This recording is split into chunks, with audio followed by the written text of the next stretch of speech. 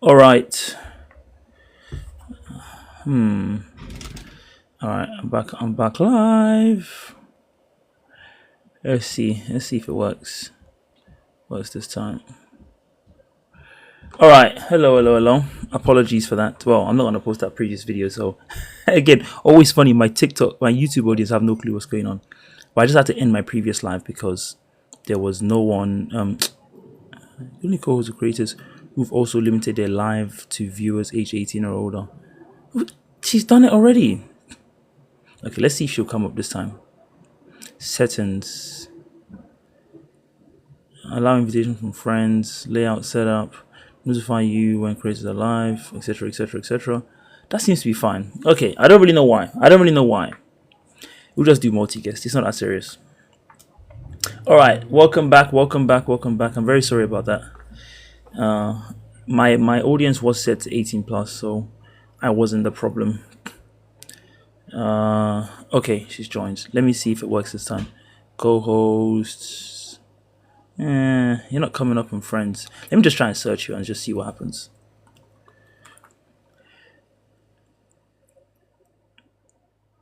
It says you're offline.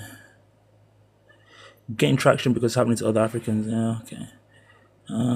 It doesn't give me the option to co-host with you. It says you're offline for co-hosts. Let me try to see if I just invite you as guest. I don't know if that'll work. Yeah, that's very odd. That's a shame, actually. That would have been nice. A nice split would have been great. Let me see if it works as guest. Welcome back, guys and gals. Thank you for joining. Welcome to What in the World Radio. Bean Spiller. This guy's name is Sir Laugh a Lot, and his first comment is a laughing emoji. Very on brand. Oh yeah, hello. How are you? Okay. Hi there. I'm good. How are you? I'm not bad at all. I really Check wish if I my could audio have is your. working. Should I just? Maybe I just make mine smaller so yours can be bigger. You're the star of the show today. We'll see if it works out. Let's see. Let me Let's see hope it if I works say out. expand. That should make me. All right. I'm the minor Yeah, character. but You're the like, main character. oh man, it would have been nice. I love that. But now people can't see Okay. the flyer as much, which is not great.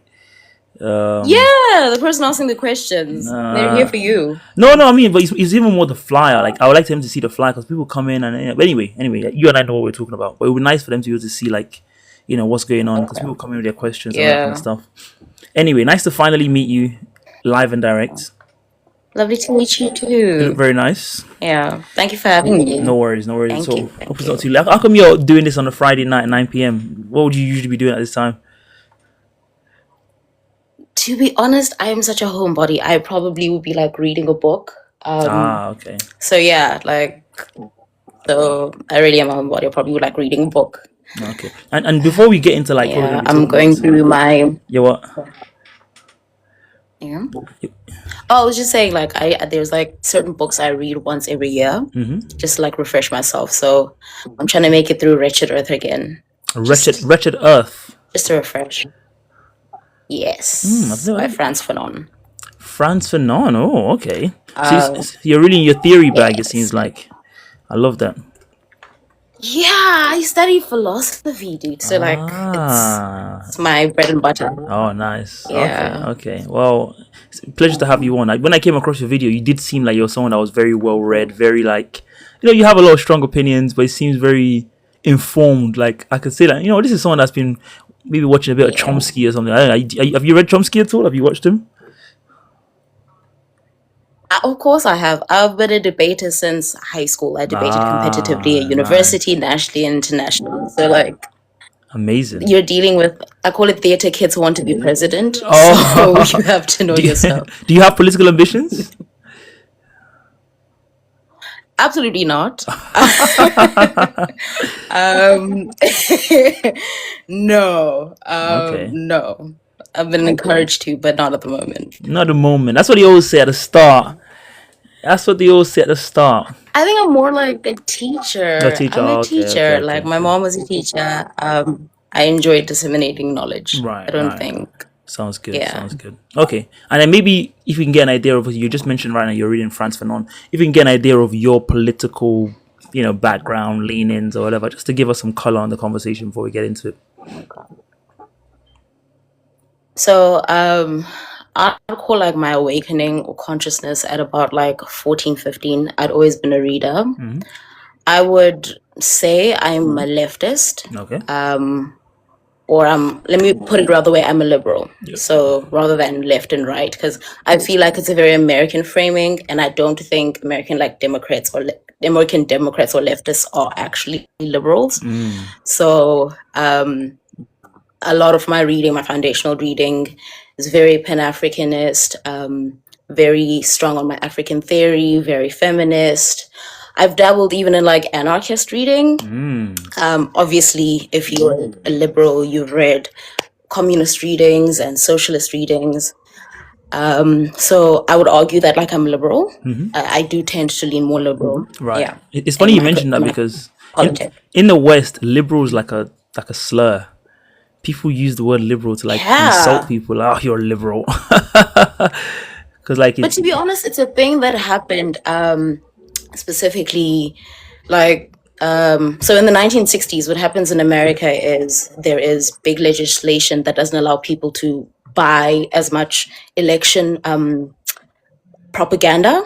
So there was a lot more restrictions in terms of people's ability to fund campaigns. Right. And so I forgot the specific names, but there was a very specific shift by specifically the American right and understanding now that they had to be a lot smarter in how they do their politics. So there was a lot of investing in the church. There was lots of investing in radio at the time, which was a big medium. Right. And so it's a very recent phenomenon that like liberal is a slur. Yeah. Also, we were all there during the peak of girl boss feminism, wokeism in the early 2000s. Right. I mean, some might say that was actually I went probably even further than that. I went to like late 2010s, even if you want to talk about the girl boss feminism. Yeah, Hillary Clinton kind of killed that, maybe you might say. Interesting conversation to have. Anyway, to be honest, yeah.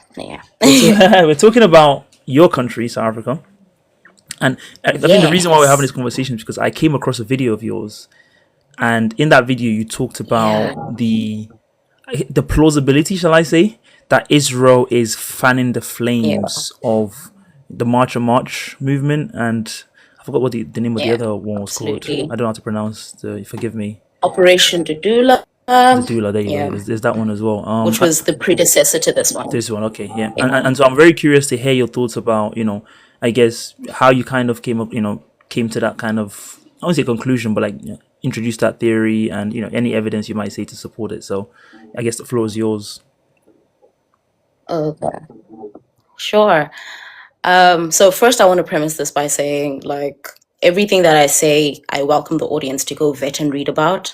I'm such a believer in never taking content as gospel truth, even when it comes from someone like me who claim to be knowledgeable. Because I do think a big part of the misinformation is because people aren't reading on their own. So the reason I came to this theory is so I first in the video, I started with the history specifically of Zulu nationalism. So my interest in this was that I had been reading the IA declassified files, but specifically in terms of their destabilization and espionage campaigns in Africa. So how they hunted down Kwame Nkrumah until he became a paranoid recluse. Their very hectic involvement in Patrice Lumumba's death, their very clear involvement in Sankara's death. But what was the common thread in all of them was the utilization of tribal differences. I found that very interesting. Right. Because the first thing they would do was reach out to chiefs. And so here, particularly in South Africa, in a country where classification was so institutionalized for hundreds of years, it was, I think our political vanguard was very smart then in positioning the liberation movement as in everyone thing. Right. But where there was able to be a loophole, and where my theory starts here, because there's academic papers that find this link since the elections. When coming into negotiation for freedom, this political party comes up called the IFP, ran by Mbangosuthu Buthelezi, who was one of the chiefs of the Bantu stands in South Africa. So Bantu stands were the illegal homelands that the apartheid government had declared. And so what Buthelezi does is, right towards the end of the CODESA negotiations, suddenly insists that the ANC is too Xhosa represented. There are too many Xhosa people, and thus this means an alienation of the majority of the population, which are Zulu people. Right. And so this fringe movement grows out of that from Ubutelezi. And they go out en masse and start off a rivalry in different parts. So they attack Sutu communities, they attack Xhosa communities. But what happens is literally it brings the country to the brink of civil war. So when South Africans or people say that the South African transition to democracy was a bloodless one, that is a lie. Black blood ran the streets of the country. And so at the time, it became common knowledge, and there was evidence that he had state backing from national and foreign powers. Right. And so Israel's connection with the apartheid government is, from the very get-go, there is not a big, but there is a considerable Jewish community in South Africa, because during the Holocaust, they were able to find safety here. Right. But notably, is the Israeli government gave the apartheid government technology and arms. So the vans that were specifically designed to enter black neighborhoods, right? They are the infamous apartheid trucks that have been modeled by other states, including the US. That technology, they were built for us by the Israeli government. Wow. And so this is very verifiable. It's a Google search away.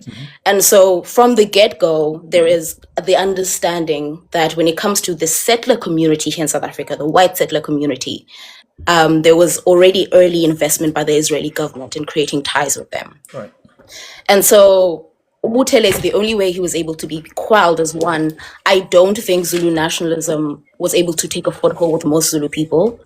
They didn't want a separate state. But secondly, they just literally, they tacked on his sticker last minute, days before the election, Right. so that he would be a candidate to run for presidency. And then fast forward now, So you should just particularly with this March on March, at right? that point. So Yeah. what you're saying was that the Israelis were involved in trying to, I guess, foment some kind of, I meant to click when I say Kosa, aren't I? But I don't know. I don't know how to do it properly. Like an insurgency So type I'm of saying movement. the Israeli government, the Israeli government was in bed with the apartheid government. Most Western powers, to be fair, were, Well, yeah, right? yeah. But particularly because of the close ties, particularly between the South African military at the time and the Israeli government, my theory, I think it's more concrete now with this most recent iteration of the anti-immigrant marches. Right. But my theory then is they very much were part and parcel of the foreign interests that invested in creating what would be a civil war through tribal division. So creating a French nationalist group. That French nationalist group that you're talking about from earlier, was there any kind of evidence of like Israeli involvement in pushing that, to your knowledge, or that's just kind of speculation? No. At the time, there was no direct Israeli okay. involvement. I think they were just part and parcel of the many Western powers that were still backing the apartheid government. So Britain was very much still backing the apartheid government because of the diamonds and the gold. Right. So there wasn't a particular interest from them. They were just one of many. Okay. Where I draw a more concrete link now, it was because I noticed a couple of things. Well, first of all, the fact that South Africa takes Israel and the US to the ICJ and wins. Right, by all account, wins. Right. The ICJ is able to declare the genocide in Gaza as a human rights violation. And so it means the US and Israel are forced to contend with that because it is now an acknowledged thing. Remember, for years, they were playing the game of we are defending ourselves. Right. Right. And so a couple of things that I noticed, right? So I remember it was like in August of 2025, right? Ambassador Leo Keenan sent a delegation to Buthelezi, who had not died at the time. Right. He sends a delegation, which is interesting because, again, this is a time where South Africa has very much made its stance clear when it comes to Israel. Right. Why would an Israeli ambassador visit a political leader who's not even that much involved in government at the time, but still has a stronghold in his province? Right. Why is he having a meeting with them? Around the same time, there's also a delegation sent to what's his name? Dalingebo, who is a Xhosa chief and Xhosa king. Okay. And Dalingebo, not only is there a delegation sent by Israel to the Xhosa nation, but also he visits Tel Aviv as well. This visit was around the 1st of December in 2025. Okay. And I was like, this is in the name of providing aid. I was like, it is so interesting that the Israeli government was targeting chiefs and kings of very specific kingdoms and regions, Right. not the direct government itself.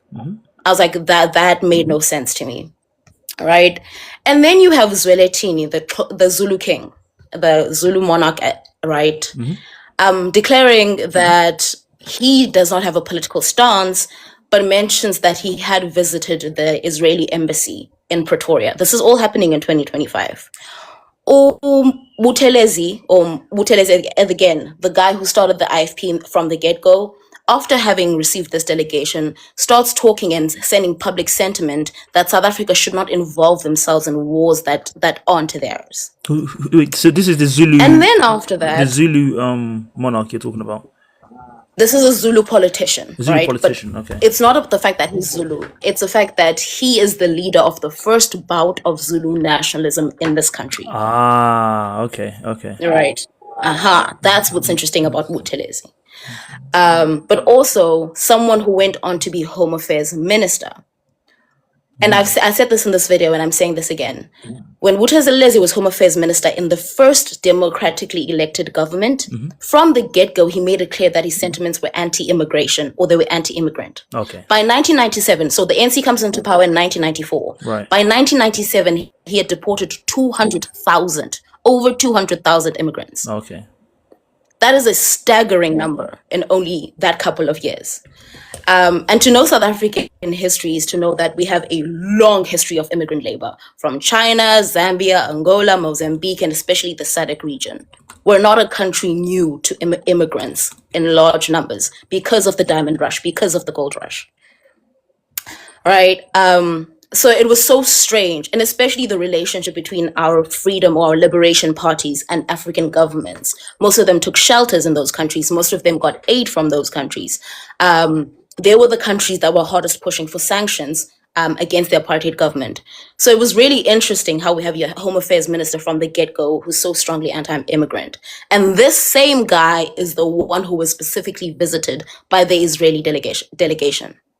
Okay. So this is the guy from 1997 that did the deportation. Yes. Fast forward to 2025, he was now visited by the Israeli delegation he visited the Israeli embassy in Pretoria, you were saying? No, this is the guy who visited the Israeli embassy is the Zulu king. The Zulu king visits the Israeli embassy. And the guy from 1997... Yes. Zulu king is Zwelithini. Zwelithini. Is Buthelezi. Wow, so many names to keep ahead of. Someone said in the comments... Yes. Zulu in terms of... Can you see the comments on your end? Yes, I do. Oh, you can see it. Okay, good. Just to make sure. I just want to make sure it's not only me seeing it. I can, yeah. Okay. I think there's some questions about the timelines in the comments, but again, I wouldn't know, right? This is something that's going over my head. So, anyway, you can continue. I think we'll summarize. We'll wrap that up later. Okay. We'll wrap that up. Yeah. So after these very interesting visitations by the delegation, right? One, earlier this year, literally January of this year, let me check the date. It was on the 12th of January. All of a sudden, there was like this really interesting visible toxic gas leakage that was seen in like parts of Cape Town. Right. Like greenish gas and then like bursts of orange gas. And this would seem like it would seem like a non-factor if you're not someone who understands Mossad and how they tend to infiltrate and what their espionage tends to look like. They're not a country who are afraid of chemical warfare. Okay. Like they're unique in even like modern agencies. MI6 doesn't tend to do chemical warfare in the new age. The CIA doesn't do it, but Mossad normally is willing to do it, right? And then all of a sudden you have the March on March movement. What makes this movement unique, I will say, is that there was already, I'm not going to act like South Africans are not complicit here. You have to have some sort of predisposition to anti-immigrant sentiment for such ideas to catch on. Right. Okay. But I do think the people who were platformed and the times they were platformed, Jacinta, who is like the leader of the movement. So Jacinta Ngobezi Zuma, Yep. the one who's now the face of the movement, I'm aware right? of her, yep. She is a woman who is, I remember like Googling her and they were saying she was like an awarded radio host. She's a failed radio host. We didn't know her. Like, this is not a woman who by any means was a known popular figure. She was a failed actress and a failed radio presenter. But in 2024, she goes to Washington to be part of an IVLP program. This is in 2024. Okay. She's in Washington. And it's been rumored for a very long time. And there have been quite a few people who've come up to tell us that that program is not one that is merit-based or just like one of those general leadership programs that exist between countries. Yep. Multiple accounts have said it is CIA operatives who approach you, who do tests on you, and that there is a staggering amount of leaders, specifically in the southern regions, who come from that program. Right. And what's interesting is here is Jacinta, who goes to that program, who comes back and says it was life-changing for her. And 2 years later, she has a national platform so big that she is able to get the president of the country to make a State of the Nation address to address her. Or not a national address to respond to her. I was like, how does this woman in 2 years galvanize that much political will? So before Right. that, was there any And what kind led of me to my evidence of her? Sorry, quick question. Before that, was there any evidence of her? Yeah. Maybe I'll just do something like this, and this is a bit of a dramatic thing. I think when I ask a question, I'll just shift it back, and I'll shift it back the other way when when you answer. Yeah. So before 2020, before this movement kind of kicked off, March, was Jacinta the leader? Was she ever Yeah. known for having any strong political opinions about anything? It could be immigration. It could We be did whatever. not know her, full stop. Ah, okay, If she did, we didn't know her. right, okay, If she did, we genuinely did not know her. okay. What she did leverage on was already existing bouts of xenophobic violence. I think this is pretty well documented. In South Africa's bouts of xenophobic and anti-immigrant violence. But interestingly, and I said this in the video, the bouts tend to be in very specific or centralized regions. Right. So it's never a situation where the violence is nationwide or widespread. It always has the same consistent hotspots. Okay. So that's Gauteng, which is where the economic center of the country. There'll be spurts here and there in different provinces, but always there's a stronghold in KZN, and there's always a stronghold in in Gauteng when it comes to anti-immigrant violence. And so she was able to leverage on that. And so particular, Jacinta, having come from a CIA-backed leadership program, suddenly having platforms, resources, and the ability to galvanize. But also she, very interesting, like I said, she aligns herself with other Zulu nationalist leaders, right? So the people who are from the lineage of Ubuthelezi, who run his same ideas. And for them, with their link is their connection specifically in that they were visited by Israeli envoys, or they were tied, even if there's not like direct pictures of them, we know of ties to them and Buthelezi, who we know was visited by an envoy. So we have two countries that have interest in us not, and the reason I think this is interesting is because it's not the first time we've seen very recently a disinformation campaign against South Africa. It was not that long ago where they were trying to peddle a white on white violence, a white genocide narrative to the world. Right. It wasn't that long ago where Trump literally offered refugee status to white people in this country because he had sold the idea to the world, and Elon Musk were peddling this idea that there was a white genocide in this country.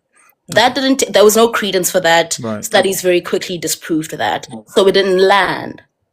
Okay. Interesting. So just to kind of And the idea. summarize. Oh, there, go on. I'll let you finish that sentence if I summarize. Oh, okay, sure. So I was like, I think there's a very clear link between. I think the bottom line of my thesis on both ends, and you can ask questions so I can get to the conclusion of my at the end, is there is a very clear intention to ruin our goodwill, because I think South Africa as a global player, specifically as an African country, let me just say, Mandela was very good at kissing babies and shaking hands, right? Like he has this godlike status. And so you have a country that is, even at the cost of its own Black people, has become renowned worldwide for how peaceful we are, for a constitution that is so reforming, for a constitution that is so accommodating, that is so progressive. Do you get what I mean? We have queer rights enshrined in the constitution. We have, you know what I mean? Like a very, very progressive country. And so when it comes to us in conversation, specifically in how we play in global politics. I think one of our strongest powers, because I don't think economically we're not even pulling as much weight as Nigeria when it comes to how much money the West is able to pull out of Africa. But we've always had good global goodwill in terms of our diplomacy.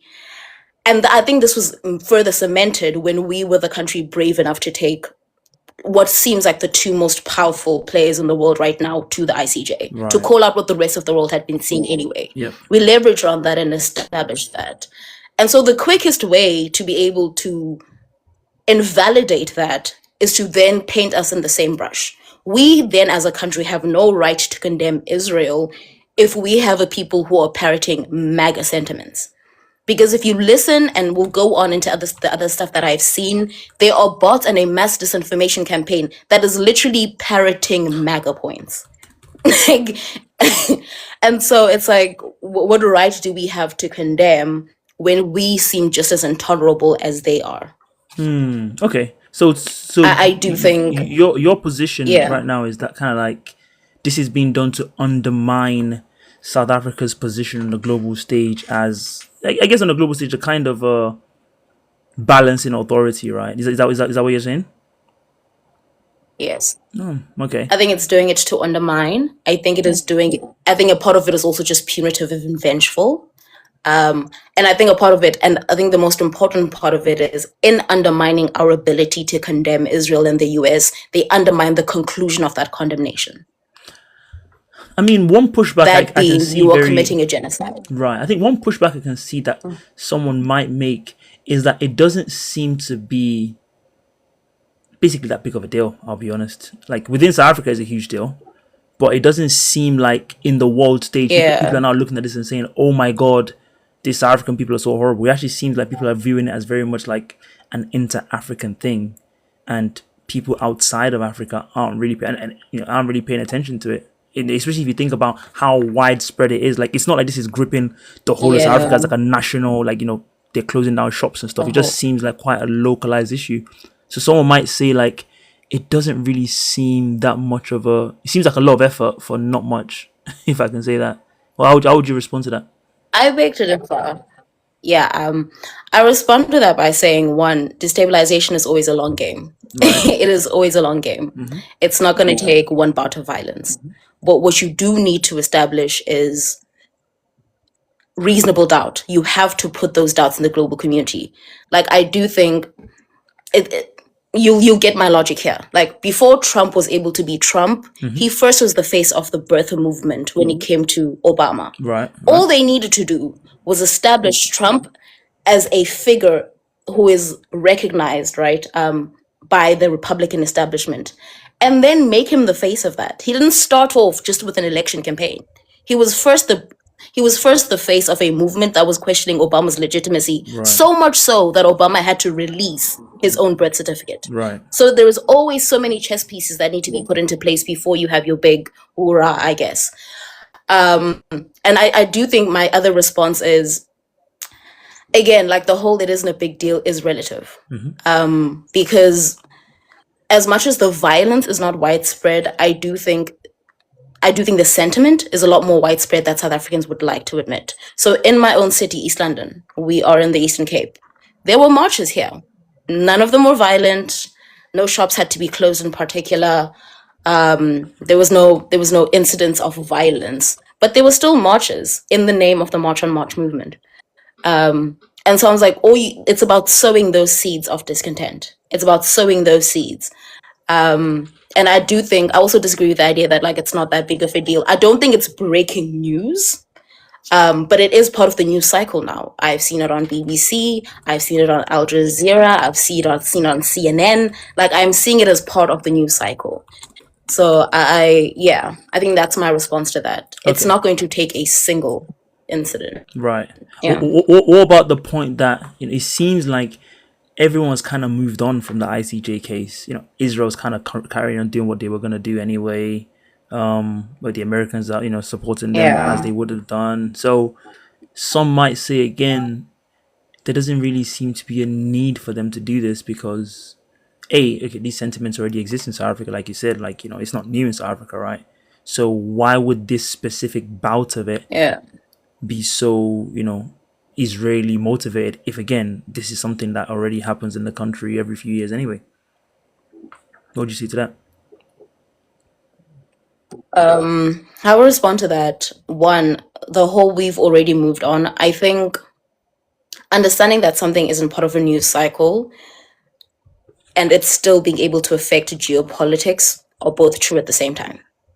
Whether it is part of the news cycle or not, we now know for a fact, written in the canons of history, there is a condemnation by the highest court in the world calling these two nations complicit and part of a genocide. Right. That can't be undone. Neither can we undo the political, even the economic ramifications of that declaration. Right. Right. So I do think something not being part of the news cycle doesn't mean something not being part of the zeitgeist.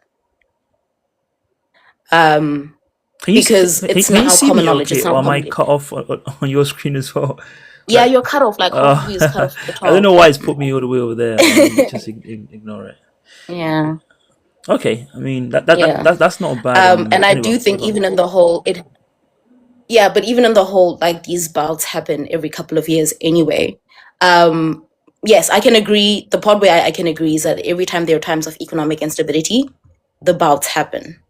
I do think what's interesting is the pace of this particular movement and the kind of funding this particular movement had. Operation Dudula had to do so much organic groundwork, right? Or I remember Nhlanhla Lux, it took quite a bit of time for him to be able to galvanize that kind of support. And it was much shorter lived.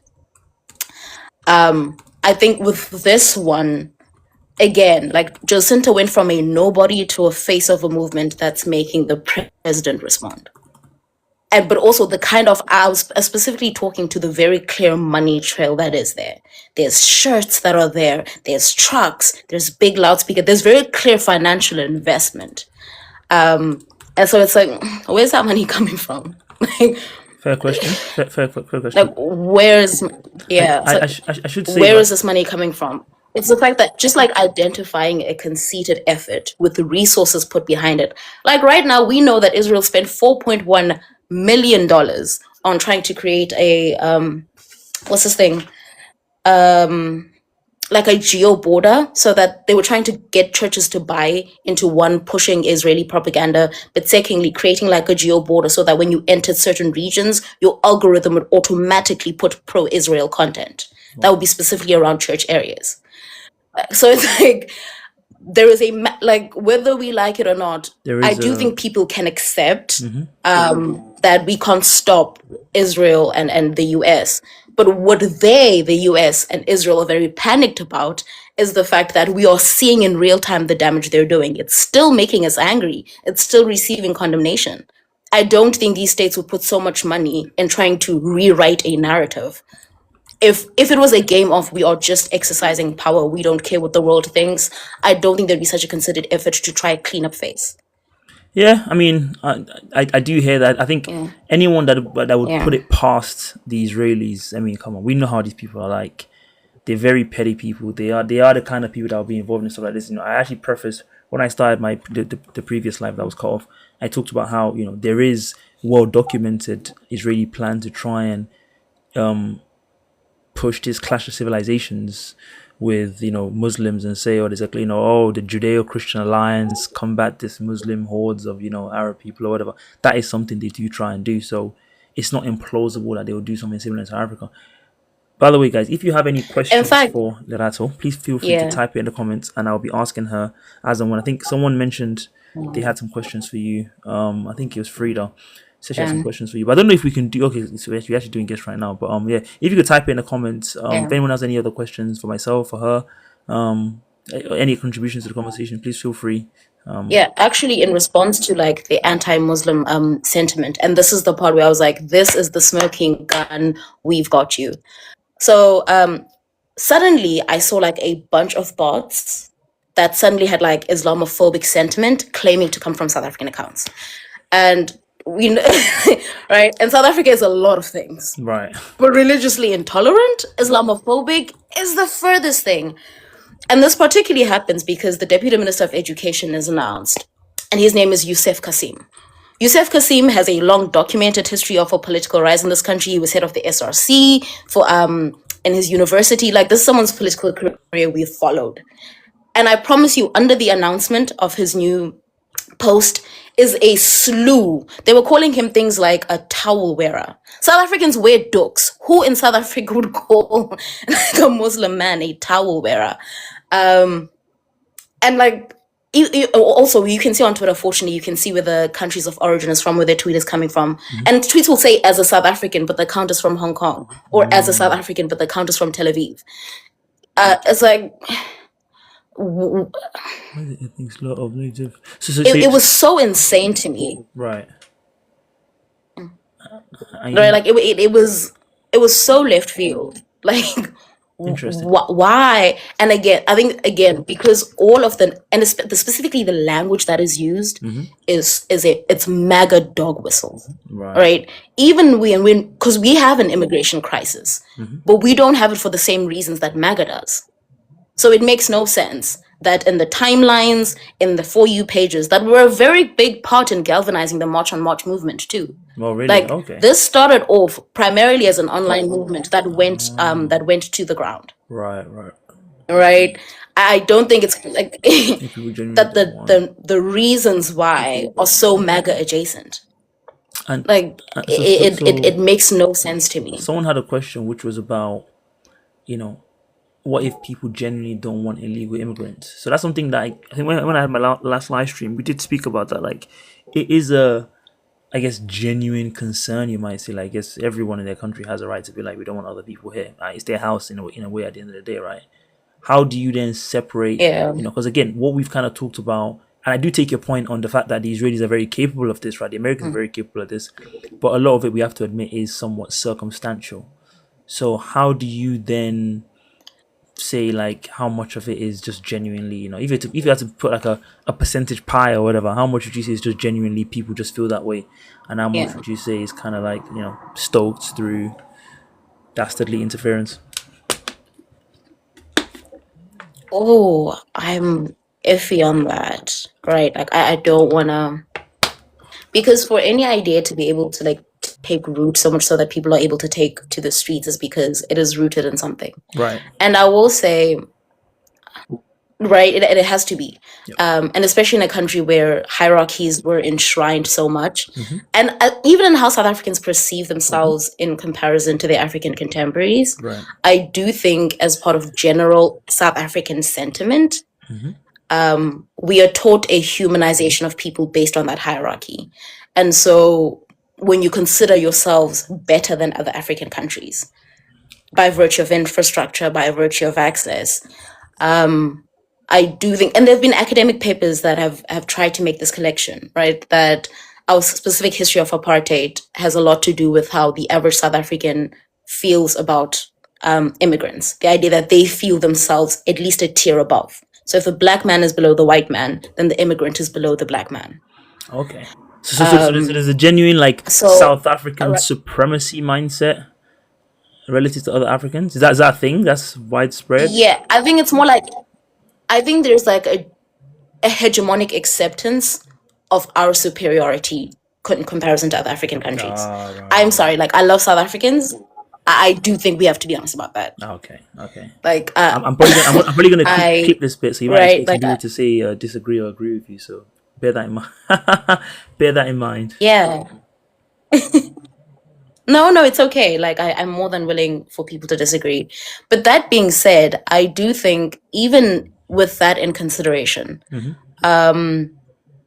like any other immigrant life, we have one that is so like also like deeply enshrined in our daily living, right? And so I think maybe it's a good 60-40. That would be my estimation. 60-40. So you think 40% is that high? Yeah, I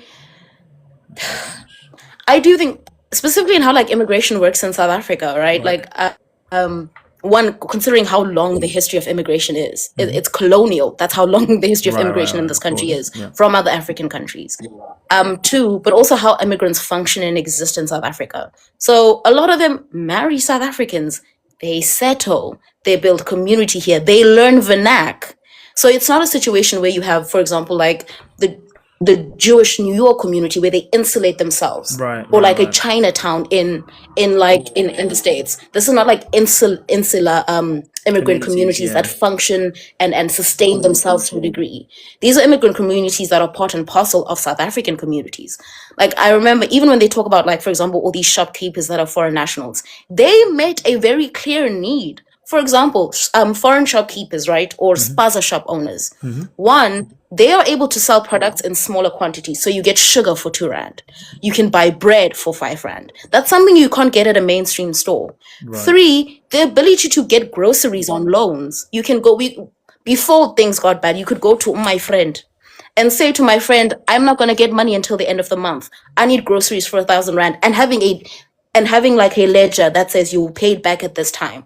So being so ingrained in the community and building so much trust and goodwill that you can have a loaning system of food, right?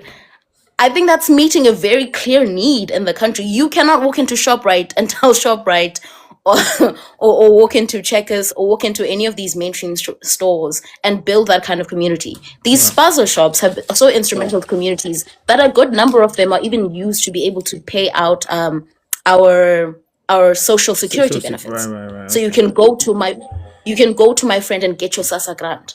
I'm like that you're part and part of the institution and lived experience of South Africans as well. Right. You're not an isolated thing. Okay. Good So point. it's Good point. It's quite interesting. you get what There's a I very mean? good question Yes. from someone in the audience called Bliss. This is a very good question. She Yeah. asked about hate speech laws in South Africa. And I think that's a very relevant question because, Yeah. of course, a lot of people might say like some of this movement maybe veers into kind of hate rhetoric and stuff like that. Is there anything like that? And have we seen any kind of comments about Yeah. make sure you're not violating hate speech laws and you need to be arrested, or has that kind of been looked? The government's looking the other way on that kind of stuff because it's so popular. How would you, answer that question? Okay. So, okay, this is really interesting because we have very clear and concrete hate speech laws. Some have even argued that are more punitive than other countries. You can serve jail time in this country for hate speech laws. Like this woman who said the K word 43 times, Vicky Momberg, notoriously was arrested. She served prison time for saying the K word. One of the leaders, actually, of the March for March movement has been indicted by courts in this country for hate speech for LGBTQIA sentiments. But interestingly enough, the government response has not been using those laws in response to quelling this movement. And I think a part of that has to do with, I think it's twofold. One, an ANC that recognizes that it still needs to pander to its electorate. Right. So even if people aren't taking to the streets, they're still liking the posts that are anti-immigrant. They're still talking about their communities being taken away. Right. Right. But secondly, you have a kind of movement that is very convenient for them because South Africans are attacking a populace the majority can't vote. And so they're not going to be participating in the electoral process. And all the government has to do is say they solved that problem, and suddenly they seem somewhat eligible, right? Because the ANC has, for example, in the last election, the ANC lost majority hold in this country for the first time since 1994. Wow. And so this for them allows a destabilization that doesn't directly attack them because there's no march on parliament. Yeah. There's no march on Ramaphosa, who we found having millions of dollars undeclared hidden in his couch. Wow. That's currently being looked at in a commission, right? There's a whole Madlanga commission happening where we are seeing staggering amounts of high-level officials being indicted in the most blatant corruption in the millions of rands. It's still ongoing. There's no marches to any municipalities or any government institutions. There's no indicting, because if we're going to have an immigration conversation, we have to have a home affairs conversation. If we're going to have an immigration conversation, we have to have a VFS conversation, but that's not happening. Like an arduous, long, expensive, ineffective immigration process, because even if you want to be documented well in this country, it's almost impossible. There's documented evidence of foreign nationals being harassed, extorted, beaten by Home Affairs and police officials. So, like, I know someone who spent, and they're not even African, mind you. I'm talking about someone who has access to resources. Their wife is German, they are South African, they're trying to get papers for their child. They've spent 225,000 Rand. They've been here for 4 years, still waiting for their papers, still haven't arrived. I've personally known friends who applied for what's this called, study visas, Right. and they applied in 2014 and only got it in 2018 for it to expire at the end of that year. Right. So you're saying there's a So lot, the there's a lot of immigrant, so by dysfunction that kind of fuels this crisis. creates illegal immigrants. Right. Yeah, That's weird. like you have a very clear border problem, like a staggeringly bad border problem. A border problem in terms of like It people are just almost is allowed to like. non-existent between Oh, us and Mozambique. right. Okay, that's what you meant. Okay. The actual border, like people are casually walking in and out of the country. And you have what, like a couple of SADF soldiers who have to guard an entire border. And in this country, you can't shoot unarmed civilians, thank goodness. So someone can see a guard and still run into the country because they're not going to be shot. Right. Okay. They can see an Interesting. officer and still run into territory. So, like, we're not having that conversation though. Like an ill-equipped SADF, a terrible border protection problem, a Home Affairs problem, a VFS problem that creates illegal immigrants. I think a lot of immigrants in this country want papers; they want to be legal. A lot of them, I know so many people on a personal capacity who have gone through so much turmoil to be able to get their paperwork and go through this process for years, which means for all of those years they're technically illegal. Okay. So you're saying that And so, yeah, is it a world in which, because I can imagine a situation. How would you respond to someone saying something like, whether or not those people, especially the kind of people they're agitating toward against, could be documented? No, it's yeah. not a point. They just don't want those people in the country. How do you respond to that sentiment more generally? Like, just legal or not, we just like them to not come here, or not be here at all.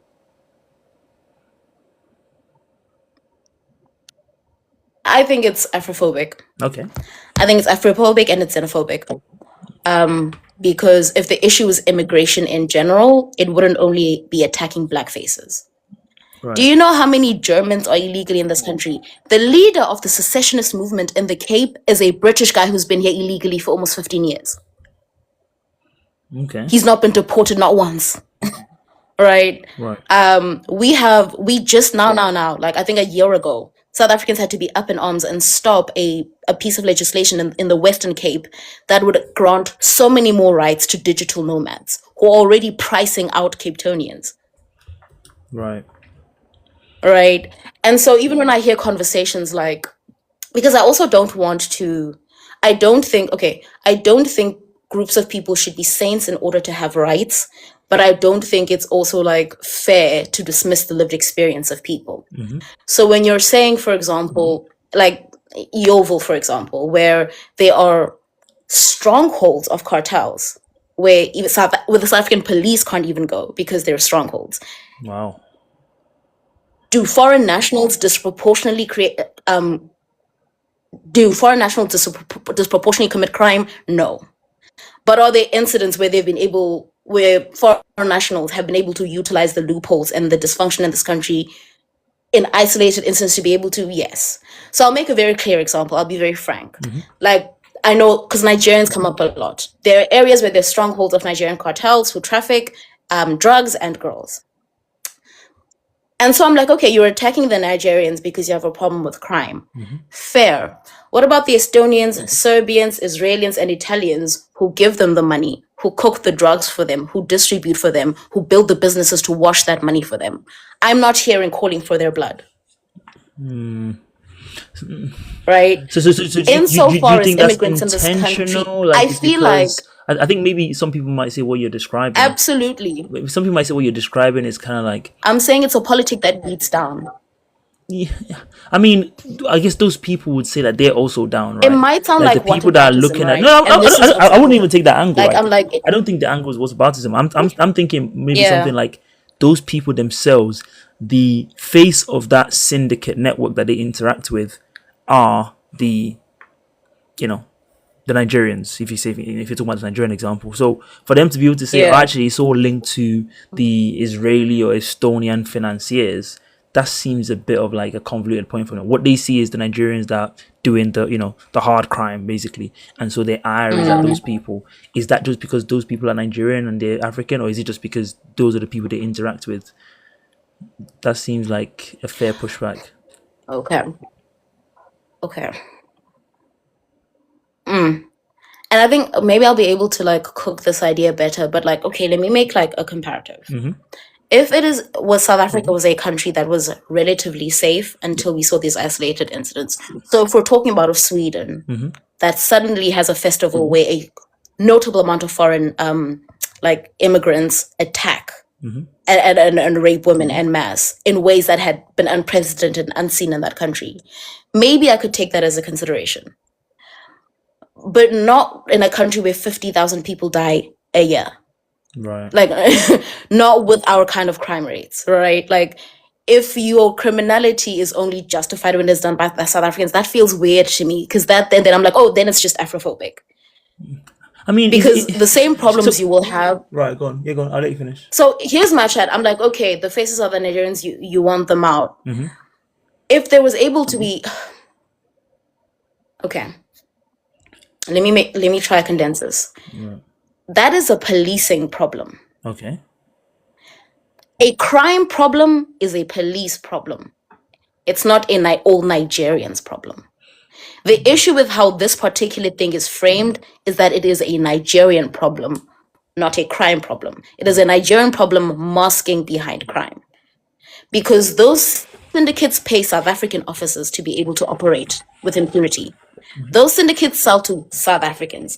Even the ability, so you understand that any unregulated industry regulates within itself. Right. So, for example, like a taxi industry, do you know the people inside to contact to be able to know a trade route?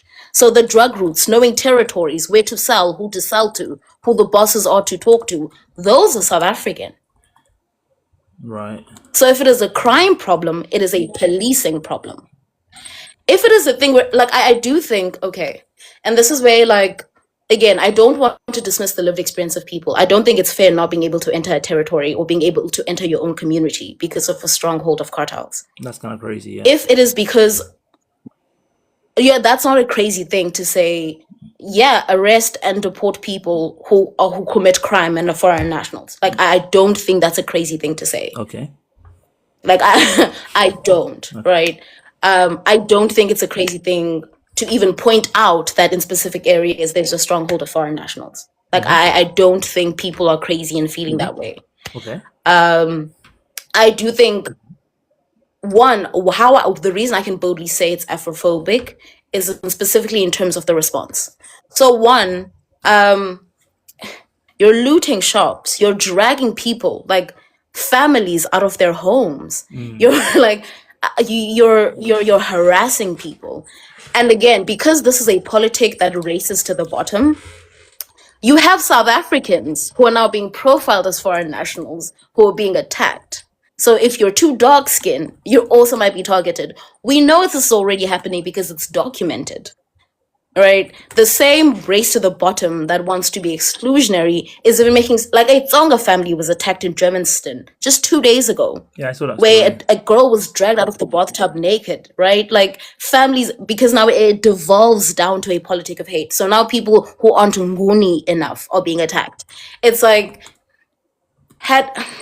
if I had seen a response that was directly in response to that, because I do think a populace can express their anger in ways that are necessarily legal but are legitimate. Yep.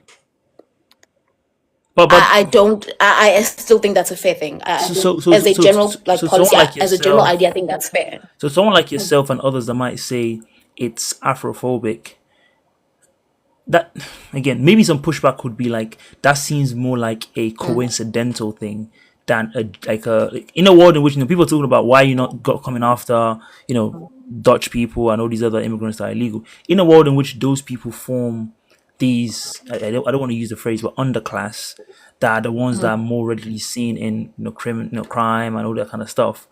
wouldn't they just have the same eye for those Yeah. people? And so doesn't that just mean that the point is not that those people happen to be African?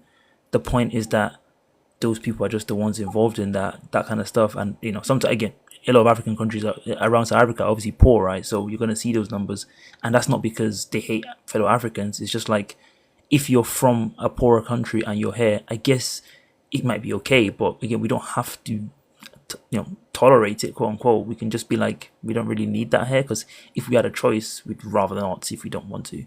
That seems like a fair thing to say. Like, I don't love it, I'll be honest, because again, bring me your Sika and your Okay. media, whatever I like do that. think But if you had a situation where you have, here's my response. If you have a situation where you have, okay, for my answer to that is all of them, the issues, the ways in which to solve the issues you talk about, all are institutional. right, All the blame can very fairly and squarely be put at the failure of your government in some way. A failure that is documented, a failure we see, like our government, like they're chowing money, right? And two, had it been a situation where even the numbers are telling us that in specific regions, in specific areas, the data is telling us that there's a disproportionate amount of foreign nationals and they disproportionately commit crime, I think I could be able to back that rationale, right? right. But I do think illegal doesn't necessarily equate to criminal, and that's not the distinction that's being made. I guess they would say everyone that's in South Africa I don't illegally think is it's the technically same. committing a crime, right? By definition, no? De facto, a criminal. Okay. Okay. But by definition, I can hear that. I think where it becomes more nuanced again is where I explain an immigration system that is dragging, lagging, dysfunctional, and not working. Right. Just to clear. A lot of the things I can. Yeah, sorry, I'll let you finish. My bad, I cut you off. Go on. So I'm saying if you're waiting for your paperwork for 4 years and you're doing everything right, de facto, you're not technically legal. Right. Or you're holding some sort of paper that doesn't make. Do you get me? Even if you're doing anything right, until you get that paperwork, whenever Home Affairs decides to bless you with their time, you're technically not legal. Yeah. And so I'm like, I don't think that's fair to then paint them as a criminal community. Right. Okay. I see your point. Okay. Just I think that's what I was trying to say. I get your point. Just as a reminder to the 25 people in here, thank you so much for joining. Keep tapping the screen. The more likes we get, the more people we get in here. And drop your questions in the comments. I can see the comment section. As always, I really enjoyed that about my live streams. Very, very lively comment section. People are really enjoying the conversation. I will think about how to open the multi-guest soon. I know some people are itching to get in there saying, why can't you bring me up, guys? Take your time.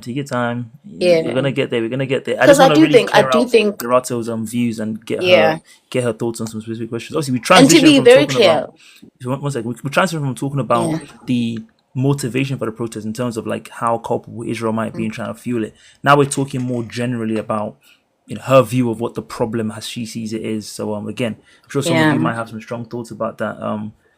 Keep it in the chamber. I'll get to you very soon. Because I'll keep it frank, like there genuinely is an immigrant crisis, right? There is an immigrant problem. So that it's clear where my views come from. Because one, again, because of where South Africa is positioned and how it functions, you do have a lot of people from other African countries coming this side to be able to seek better opportunities, right? And two, because there's the understanding that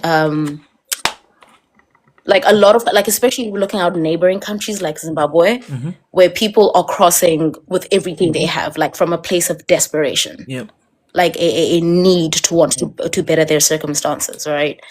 And so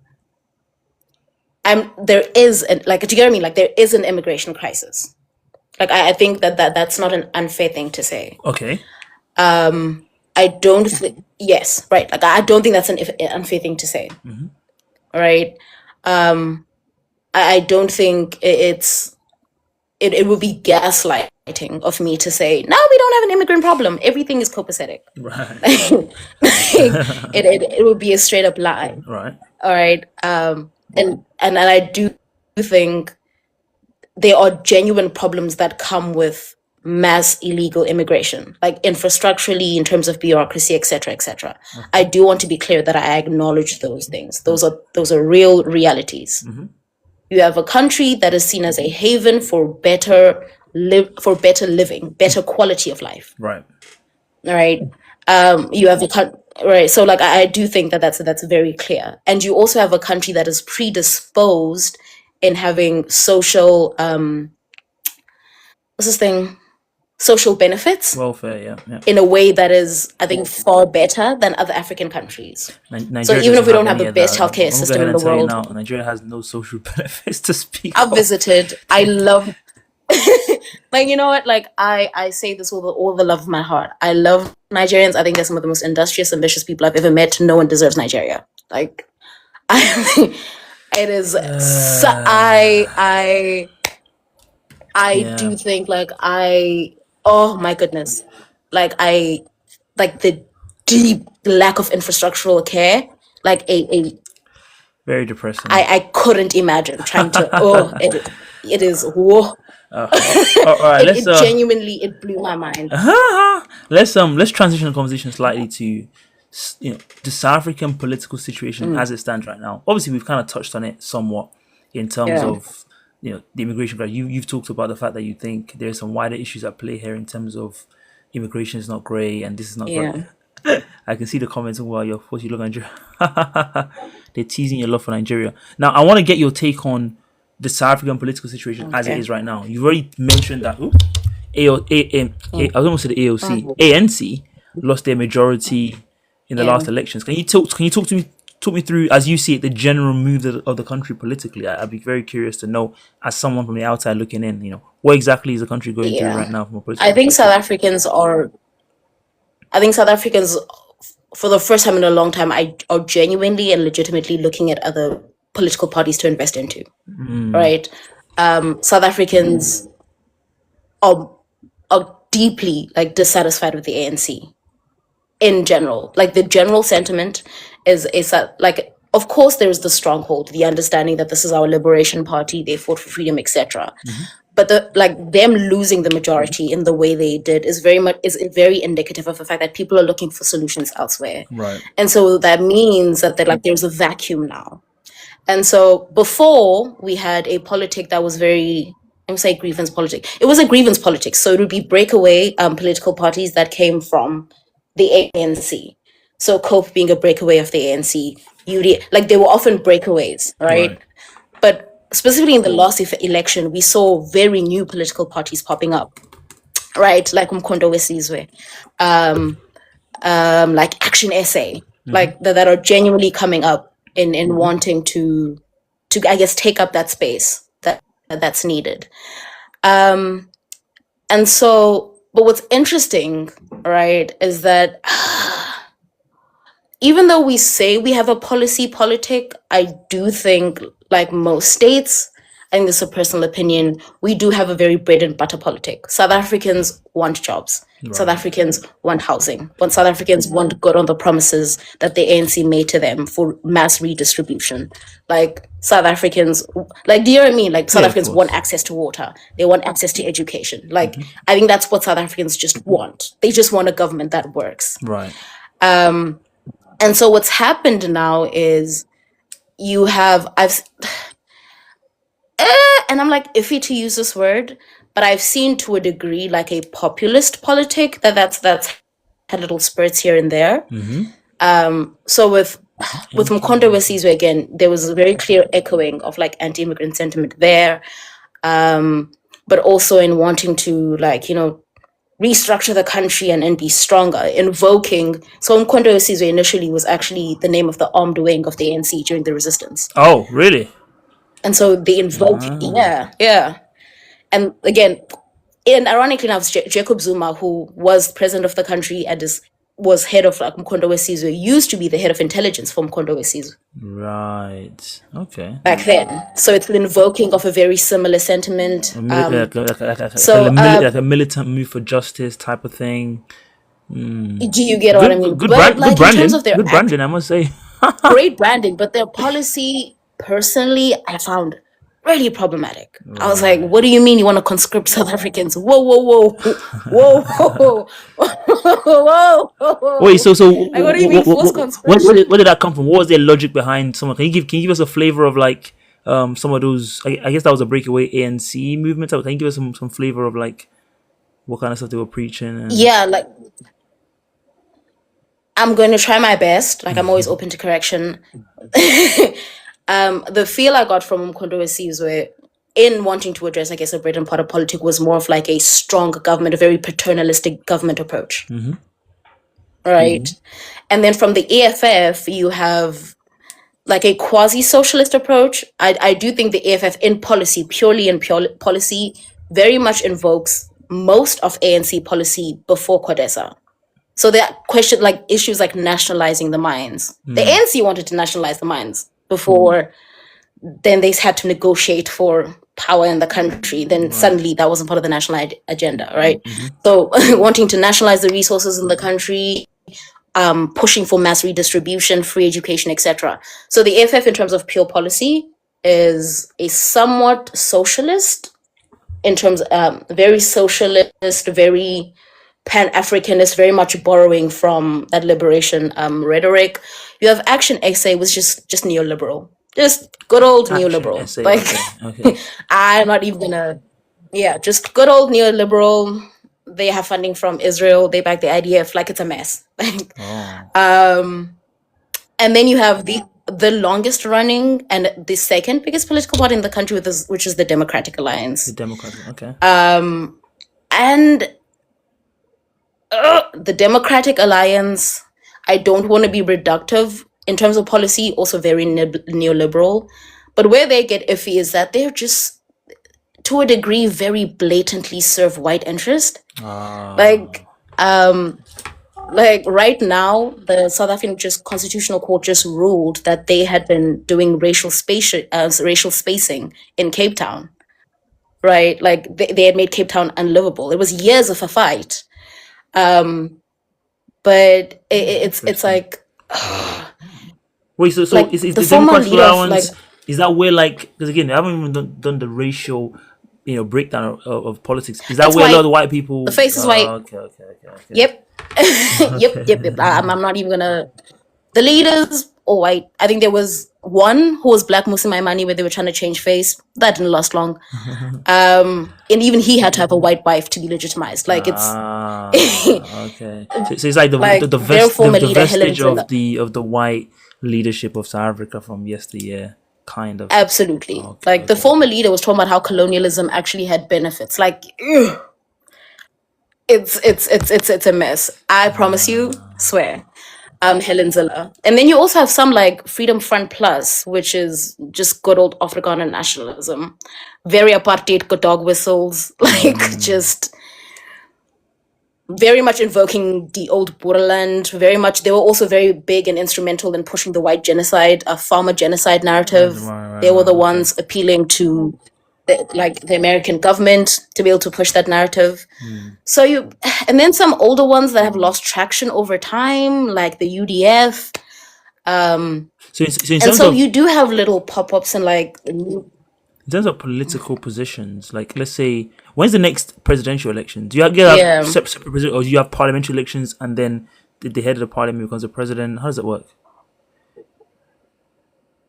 Yeah, so we have national elections, and then that becomes representative.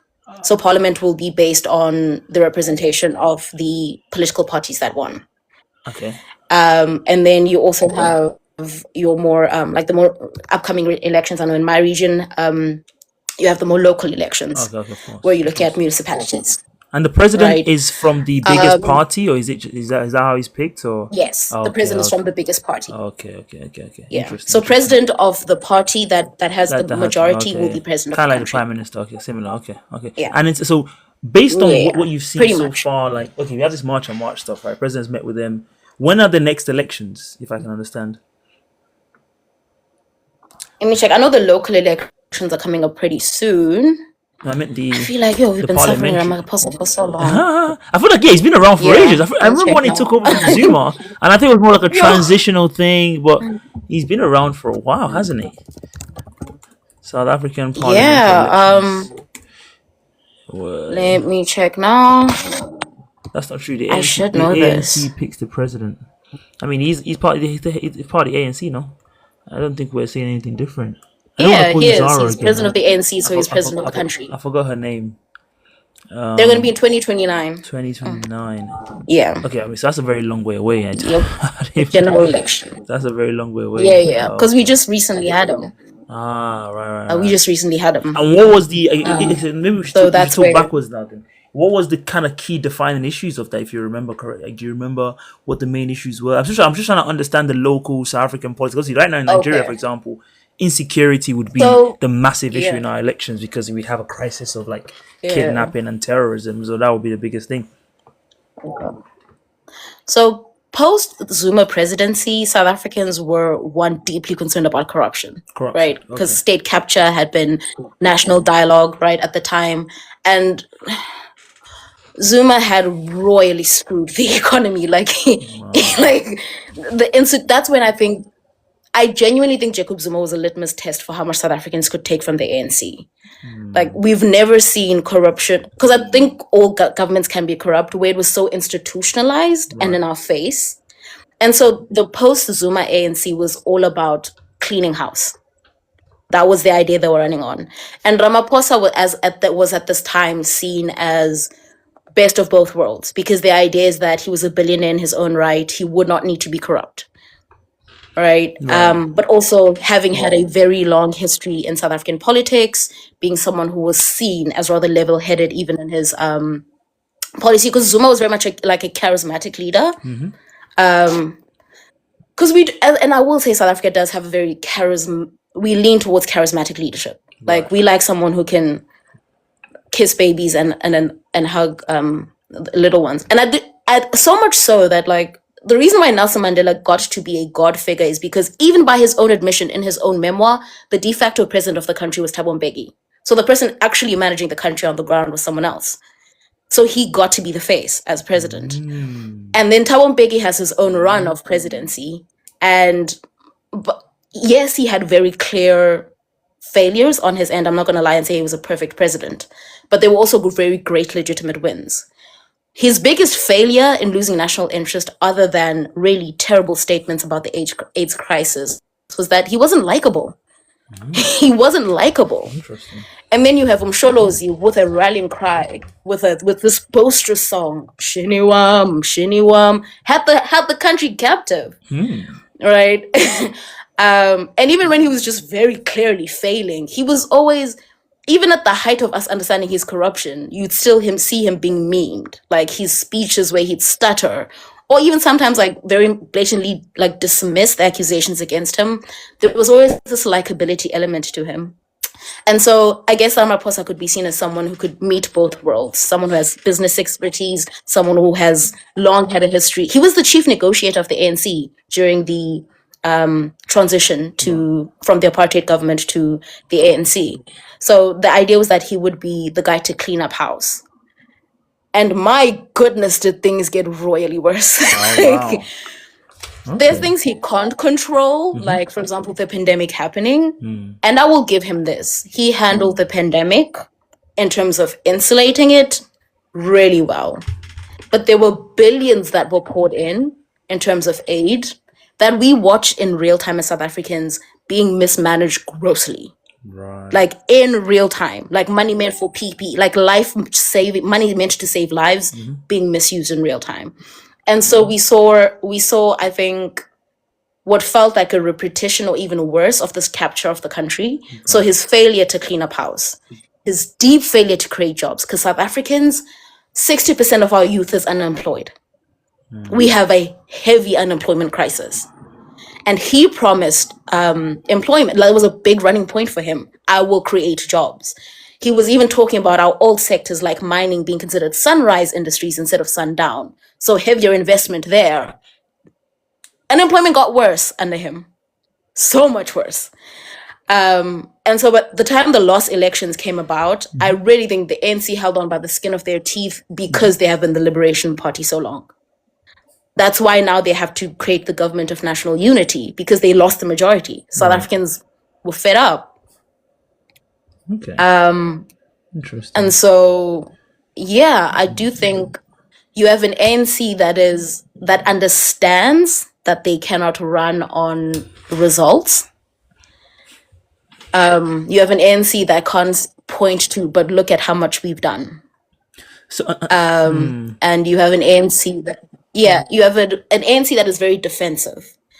And political parties that are like popping up claiming to be the solution solution, to right. an unemployment crisis So Delphina, and Delphina deep mentioned unemployment crisis and deep corruption crisis. Delphina in the chat. Thank you for Yeah. leaving that comment. She said the unemployment crisis is a ticking time bomb. Can you explain to me, in your view, I guess, why do you think this problem seems to persist? I mean, if I think about Nigeria, where I'm from, and someone was to ask me like, why do we have so much unemployment in Nigeria?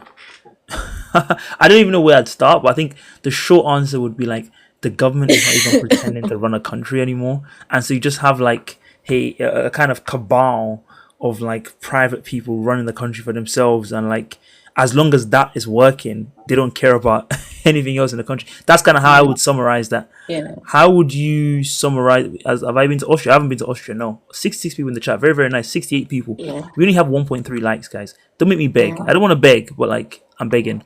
Let's tap the screen. Let's get more people in here. If you're not following me already, make sure you follow me. Make sure you follow Lerato as well. She's a very interesting person. Has a lot of interesting ideas. Eloquent. I've really enjoyed listening to her. So make sure you follow her, follow myself, and let's try and do more of this. This is What in the World Radio, and I'm trying to build this as like, South Africa has been in the news over the past week, so as a kind of budding radio station, what I felt like would be good to do is get loads of different perspectives on the situation going on. And so I'm speaking to Lerato about the South African situation. We kind of transitioned the conversation from talking about Israel and their potential role in the protest, and now talking more generally about how the country is at play. I'm learning a lot, obviously, because I'm Nigerian. I live in the UK, so I actually don't know much about the situation. So I'm finding this to be a learning opportunity. I can see a lot of South African people in the chat talking very lively. If you guys have any specific questions, opinions, if you just want to share thoughts, I think I might open up the guest thing pretty soon, given that we're not really debating each other here. We're just talking more generally, right? So Litha is someone that has a lot of strong, interesting opinions. Very, very knowledgeable. I can see in the comments,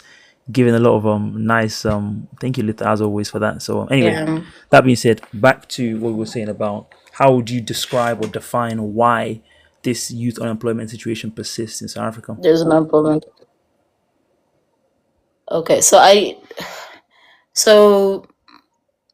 I'm not going to claim to be an expert. I think my general understanding would be post 1994, there was a need for lots of federal or state jobs, right? Right. So there was certain booms in certain industries. But at the cost of that was the ANC deciding to shut down a lot of our industries, right? Because South Africa had been insulated throughout, because they had been sanctioned, we managed to create our own a very considerable manufacturing industry. Like there was a time where if a shoe said made in Italy, it was actually made in South Africa. Okay. Right. Interesting. So we had a considerable industrial economy, and that got shut down en masse, right? And then two, I think a big failure was the shutting down of community-based. There was there were nursing schools, and there were TVET colleges, etc. And so there was a lot of shutting down of those smaller institutions. So nursing schools, colleges, what's this thing? What's the word I'm looking for? Where you're working with your hands, welding, vocational type of vocational colleges. A lot of them were shut down. Why was that? Why was that done? To be honest, I'll never understand Mbeki for that one. Hey, I do think it was.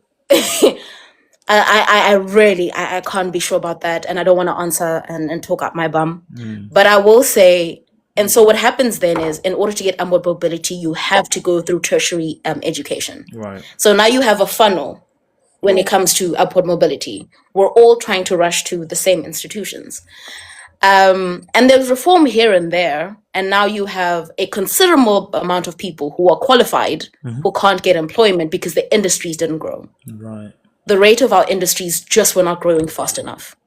They were not growing fast enough, one, because of theft. So they were not growing fast enough to meet our needs, but they were especially not growing fast enough for us to be able to export. Interesting. So I do think even institutions that were functional because of corruption then lost functionality. So for example, SAA, there was a time where SAA had to be bailed out big time. SAA is we have South our African own airline. Oh, airline. Okay. South African airline, right? That has to be bailed out. We have ESCOM, which is a parastatal. ESCOM, for a very long time, there was the understanding that at some point there was going to be an energy crisis. Again, Thabo Mbeki had a lot of mess ups, but he did call that out quite early. Like there was going to be an energy crisis. You have a parastatal, and parastatals by defect are not supposed to run at a profit, which is a good thing. I think it was monumental that as a developing country, we were able to have something as important as energy not be privatized. Like I think that is the only way to be able to mass redistribute. Right. All right. And so we have a parastatal that is supplying most of the country power, and through gross and inept management falls into deep debt. And so more than just having the state having to bail that out, it means there's now less energy available for South Africans. When at the same time, we're exporting coal to our neighboring countries and to the rest of the world. And so, yeah, I do think it definitely can be traced to industries that are not growing fast enough. Because I don't think it's a situation where you had like other countries where there is a what's this thing called, like a gap in people who are able to do that job. Because you have countries where you have to import experts for specific fields. Like for example, the UK having to like get nurses from other countries because it can't meet their demand. You have doctors, lawyers, accountants on the street saying we can't get jobs. Like it really, it's insane. Like, right? Like a considerable educated populace. And I do think the reason why I think it's specifically a ticking time bomb in this country is because nothing, I think, exemplifies the failure of the South African dream and hope like something like that. We were told that if we did certain things, we would be able to climb up. Go to school, get the degree, you'll get the job. And especially when it's like juxtaposed with things like state jobs that are lifelong, right? With it, like South Africa, the South African government is a big employer. Those are stable jobs. Those jobs are lifelong. But also because, like, again, we're told that you have labor unions that are functional and work in your interests. You've got really great labor laws. You've got great protections. There's BEE, Black Economic Empowerment, where you are going to be considered first. And even and especially when it comes also to, I think people talk about like the tender entrepreneurs. So the idea that like whenever there's going to be mass investment in an industry, you send out tenders or bids or contracts as the rest of the world understands them from the private sector.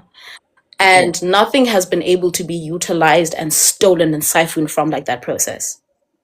So where you have a state saying, okay, now we need investment in infrastructure. We need to build roads. We need tenders for roads. And people are stealing money meant to build roads.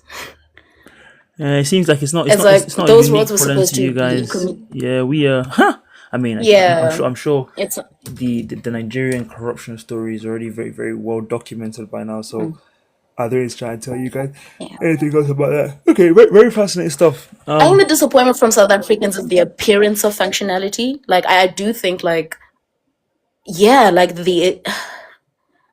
it's also not far removed from the memory of South Africans where things looked like they were on the up and up. Right. When we had managed to remove ourselves from the World Bank and the IMF, and the rand was really going toe to toe with the dollar, like in the 2000s, like Those were good times. It seems the rand was like moving weight. Do you get what I mean? It wasn't that long ago from the South African imagination where our industries were growing, and then there seems to be like a hard stop.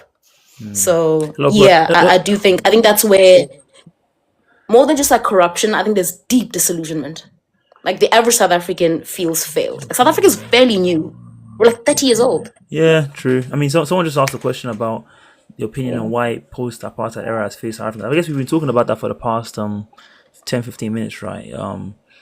It seems like you can go into different policies and stuff like It's that. an unchecked ANC. Yeah, it seems like when you don't have that More kind than of just like policy pushback, sure. having like concentration of power in one party like that, where everyone trusts and believes in them almost totally, that creates the kind of breeding grounds for they are humans at the end of the day, right? So the evils of corruption is not exactly unique to, I guess, the white people that were running the country before them. So it's a very good lesson, I suppose. But also, again, because we're not.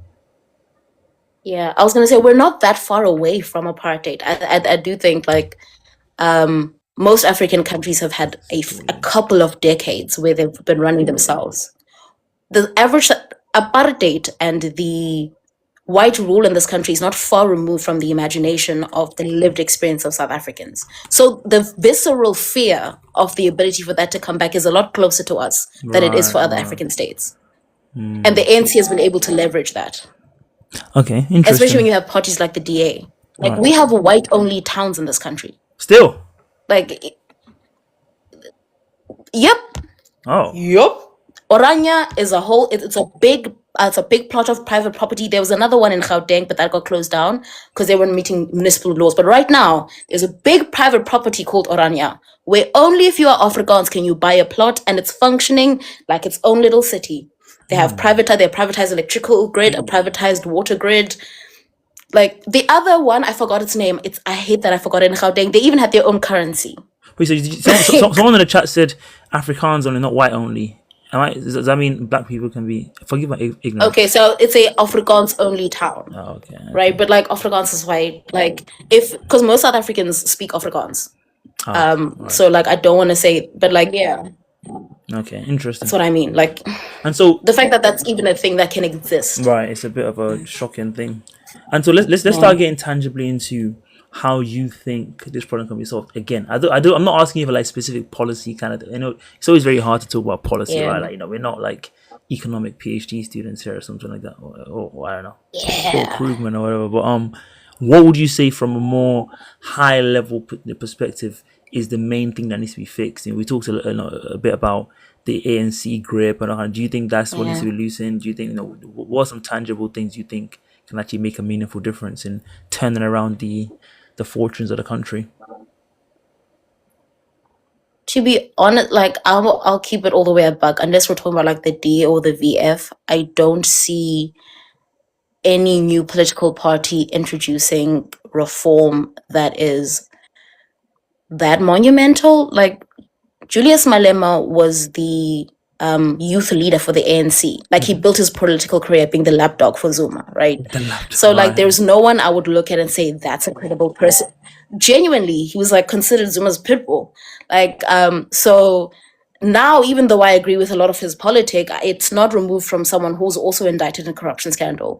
There is no political party I think is the solution or the savior, even though I still encourage South Africans, vote elsewhere, disperse your vote. What I do think, though, whoever it is, specifically when it comes to the ANC, because the ANC is in power, the ANC isn't scared of us. Like I'll keep it a buck. Do you know what I think needs to happen? What? Nelson Mandela said it best. He said, if the ANC does to you what the apartheid government did to us, then do to us what we did to the apartheid government. Really? Right? Genuinely. Like, I think holding the ANC accountable, or whoever is sitting in power accountable, the same power we have to galvanize around issues, I think galvanizing and genuinely threatening, okay, not necessarily threatening the lives, threatening the ANC. Like, I genuinely think whether it is the ANC, whether it is, because for example, like other political parties, even though they haven't had a national stronghold, have had strongholds in specific provinces where they win those provinces. And you don't see any major differences, even when they win those municipalities. There's no great reform. We've seen the EFF do it, we've seen the DA do it, we've seen them Kondo Wesizwe do it. Like, because they got the majority in KZN in the last municipal election. And one thing I do appreciate about KZN is they will switch a vote. One thing about KZN, they will switch their vote. I appreciate that. What do you mean? For example, the Eastern Cape. They will switch a vote. In no sense.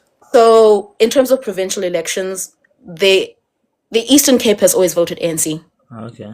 Since 1994, the Eastern Cape does not shift. We vote in the ANC every time.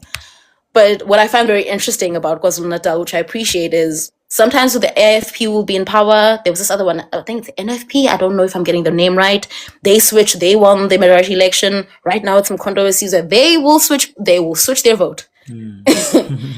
They will switch. I genuinely feel like they embrace the democratic process the most, which is we will vote in who we think speaks to us. But in places like, for example, the Eastern Cape, ANC has a stronghold. So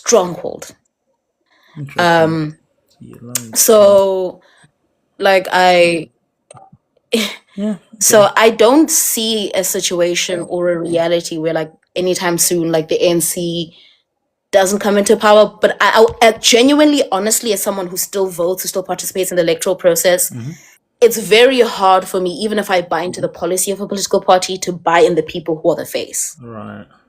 So And I do think if it is a matter of real institutional reform, it means holding them to regard. you know what? I That's think I was the gonna say, ANC I needs to finish. believe that we can turn on them. Right. Yeah, I'm done. I'm done. No, it's fine. It's fine. I was just about to ask because, guys, Loretta was actually a philosophy student, and so I was actually going to ask a philosophical question, which I'm sure a lot of you might enjoy. And this now I'm going to open up the stage now, so I'm going to bring some more people on as well, maybe to answer this question. In terms of what you think, do you think the the system of government we've created, like this kind of democracy system or whatever, do you think it can actually work? Because it seems like if you think about how it was invented, like going back to the Roman times and that kind of stuff, it was always a system that was created for these wealthy people to be able to kind of share power amongst themselves. Now we're asking for that kind of system to deliver meaningful benefits and differences for change for the vast majority of ordinary people. I mean, you've seen some success in some countries, right? Let's be honest. I guess the kind of Nordic countries or even the UK, they would say like there's been some meaningful differences. But it just seems like it will always tend towards concentration of power at the top. How do you kind of see that from a philosophical perspective? Um, I've seen other African scholars like argue towards having like an Africanized monarchy adaptation, or African like monarch. arguing for Machiavellianism. I don't like appealing to the fact that African kingdoms had kings, and so those are the institutions that we most understand. I've seen some argue that most African communities were even not necessarily communist, but very communal Communal, right, in their right, right. Yeah. economy. Um, I think, in my personal opinion, I don't think democracy is the issue. I do think a strengthened social contract is. And my bedside philosophy is the reason why I think institutions were able to be more effective is because people were political citizens. I don't think it's coincidental that there's been a mass investment in divesting people from feeling directly affected or interested in their politic. Right. And so you have the people that are angry at their politicians, who are dissatisfied with their politicians, who have lived experiences of pain, but aren't interested in the actual political process. Here in South Africa, less than 1% of new voters voted in the last election. Wow. Less than 40% registered to vote, youth voters between ages 18 and 35. Less than 18% voted. And I do think that's the same in most places. I think Zambia is a really great example of having a youth that actually cared and bought into a politic and was able to make a sweeping reform. They managed to vote in someone in an unprecedented election. I forgot his name now. But 73% of them turned out and completely shifted the tide of an election. Were they able to vote out the vanguard? And I was like, that's an example of a youth that decided not to be apathetic about their voting. I think, yeah, like have moving politics from us being political citizens, I think, and making it like an internet thing. I do think that hasn't been helpful. So I do, and by that I mean, yeah, like politics now feels more like aligning yourself with a clear ideology that you need to virtue signal, rather than politic being a thing that is a means for you to achieve your aims. Right. It seems like Like the branding is quite important, like talking about it. And honestly, it's funny you mentioned that because in the yeah, UK, we had a lot of that. I remember we had elections in 20, I think it was 2017, and when Jeremy Corbyn first ran, and everyone genuinely thought Jeremy Corbyn was going to win because everyone on Twitter was talking about Jeremy Corbyn, and when he lost, everyone was like, "How?"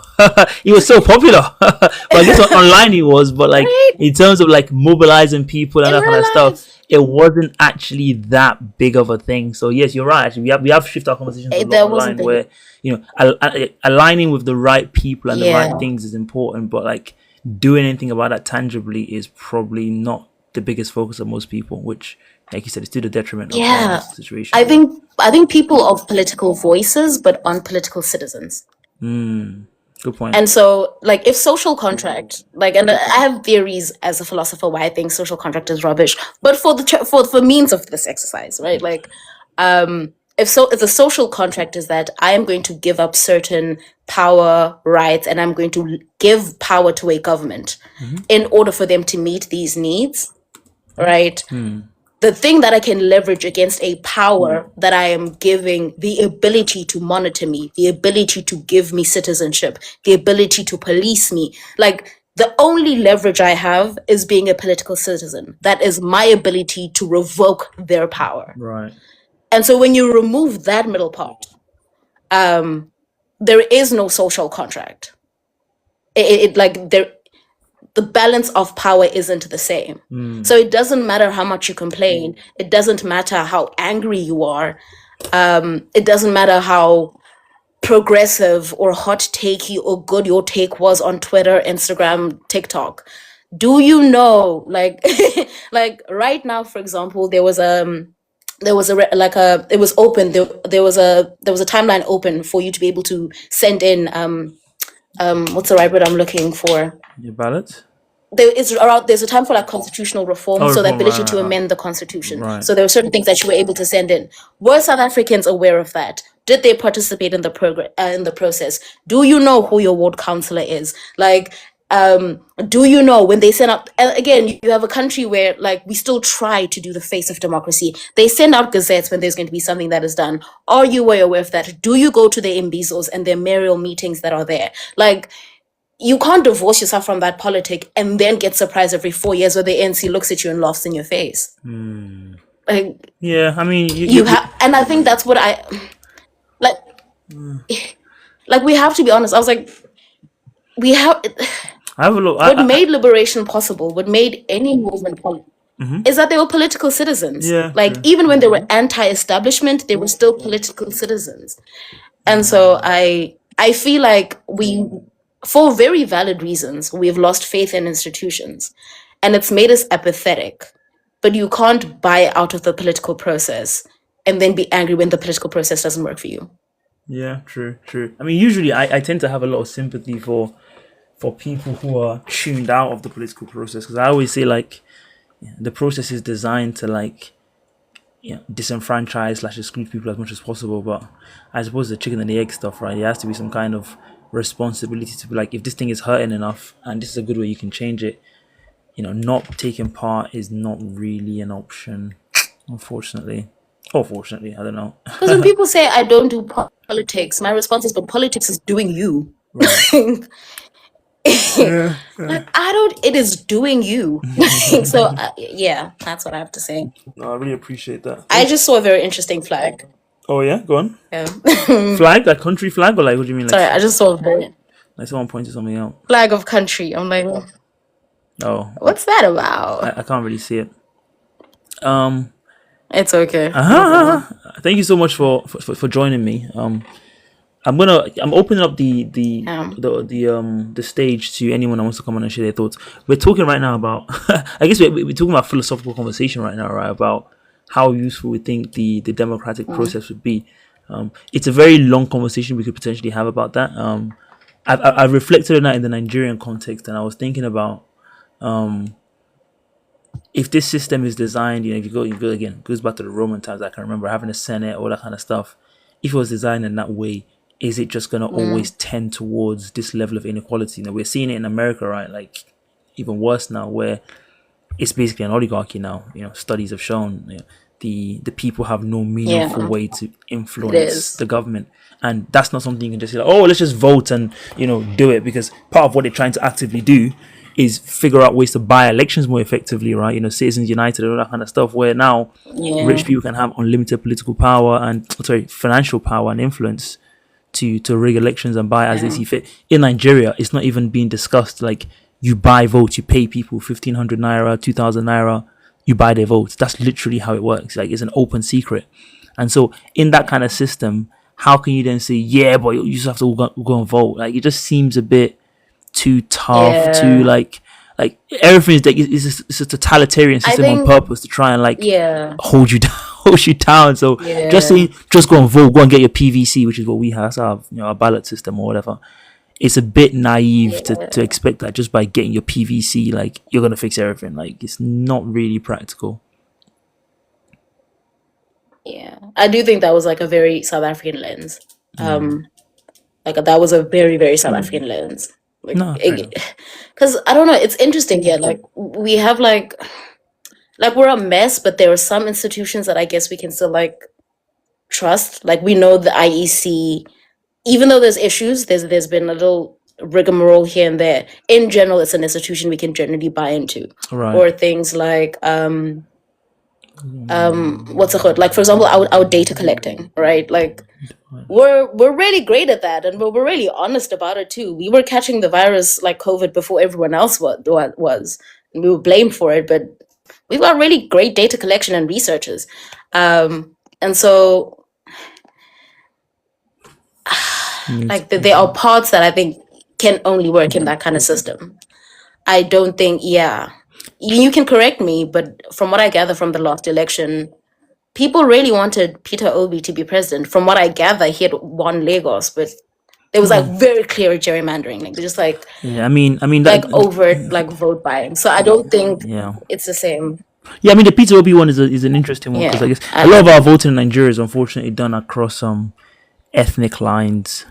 So the majority population in the country is like Hausa, Fulani, and they just vote for whoever, like if there's a guy like the vice president, he's, I think it's Fulani. Correct me if I think it's Fulani. So they'll just all vote en masse for the APC because you have to have, basically have to have a Fulani person because they're the majority population, and so everything always tends to go across what do you call it, racial, not racial. We're Nigerian, ethnic lines. like, And so the Peter Obi popularity was again more of an online phenomenon, kind of like people trying to want an alternative. Yeah, like so the people that actually always yeah, regularly vote, they're the old heads and stuff. They have no use for him because again, if you don't belong to one of the two major parties like the APC or the PDP, it's you're not gonna win.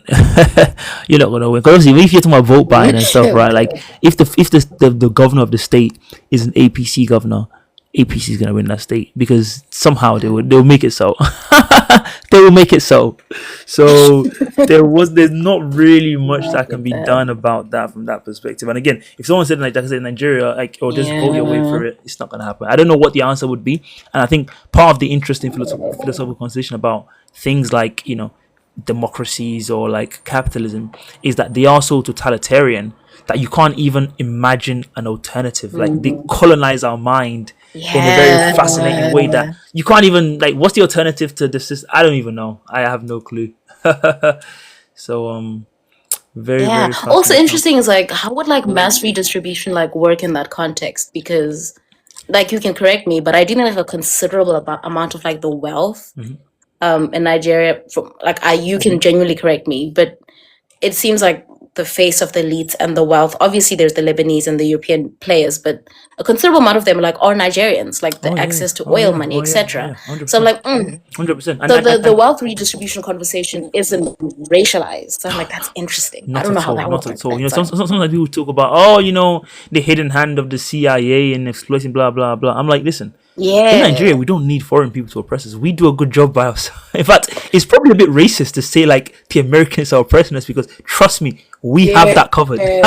We have that covered. So yeah, looting all wealth to try and like enrich yourself and using that to like yeah. buy your election results and stuff like that. It's all well documented, and so at this point we're all doing it to ourselves. And I was actually reflecting that when I was driving today. I was like, it sounds horrible to say, but in a world in which, again, this sounds so bad to say, but in a world in which Britain invaded Nigeria tomorrow and said, we're going to take over this land, the material conditions of most people in Nigeria probably get better. Just because by sheer, like, okay, we actually just want stuff to work so we can loot it more effectively. They'll be like, okay, you know what? Given that the breadbasket of the country is the north and there's a terrorism crisis there, let's probably fix that so we can just steal more money or something like. And so they will just end up fixing that just by sheer, just like let's loot more effectively. How embarrassing is that? Yeah. It's so embarrassing. Oh my god. Let me see what Jefferson has to say. Yikes. Oh man, what's the time? It's what is it 11 p.m. in South Africa right now? Yeah, it's 11 p.m. When's your bedtime? I'm not keeping you up Oh, from I'm an insomniac, Are you sure? so after a couple questions we can end it, but No worries. I'm not bothered. Jefferson, how are you, mate? Yeah. I'm good. I'm good. Wait, wait, I wanted to speak where you about. I calling wanted from? to ask you a Before question. you ask a question, where you calling from? Leicester. Leicester. Oh, you're in London. Oh, you're in the Leicester. UK. Never mind. Nice. How are you? Yeah. Okay, go on. What's your But I'm question? Ghanaian though. Okay, no worries. Yeah, I want to ask about institutions. Mm-hmm. Do you think former colonial institutions, Mm-hmm. which our ancestors inherited, Mm-hmm. are impacting poverty in in our countries today? Could you? Because I just finished reading a book about those same things. Okay. Can you hear me? Yeah, I can hear you. I was just gonna I ask you just to give me an finished reading example, a but yeah, book called I'll let Why you Nations finish. Fail. Mm-hmm. Yep. Oh, okay. So in Why Nations Fail, the authors talk about how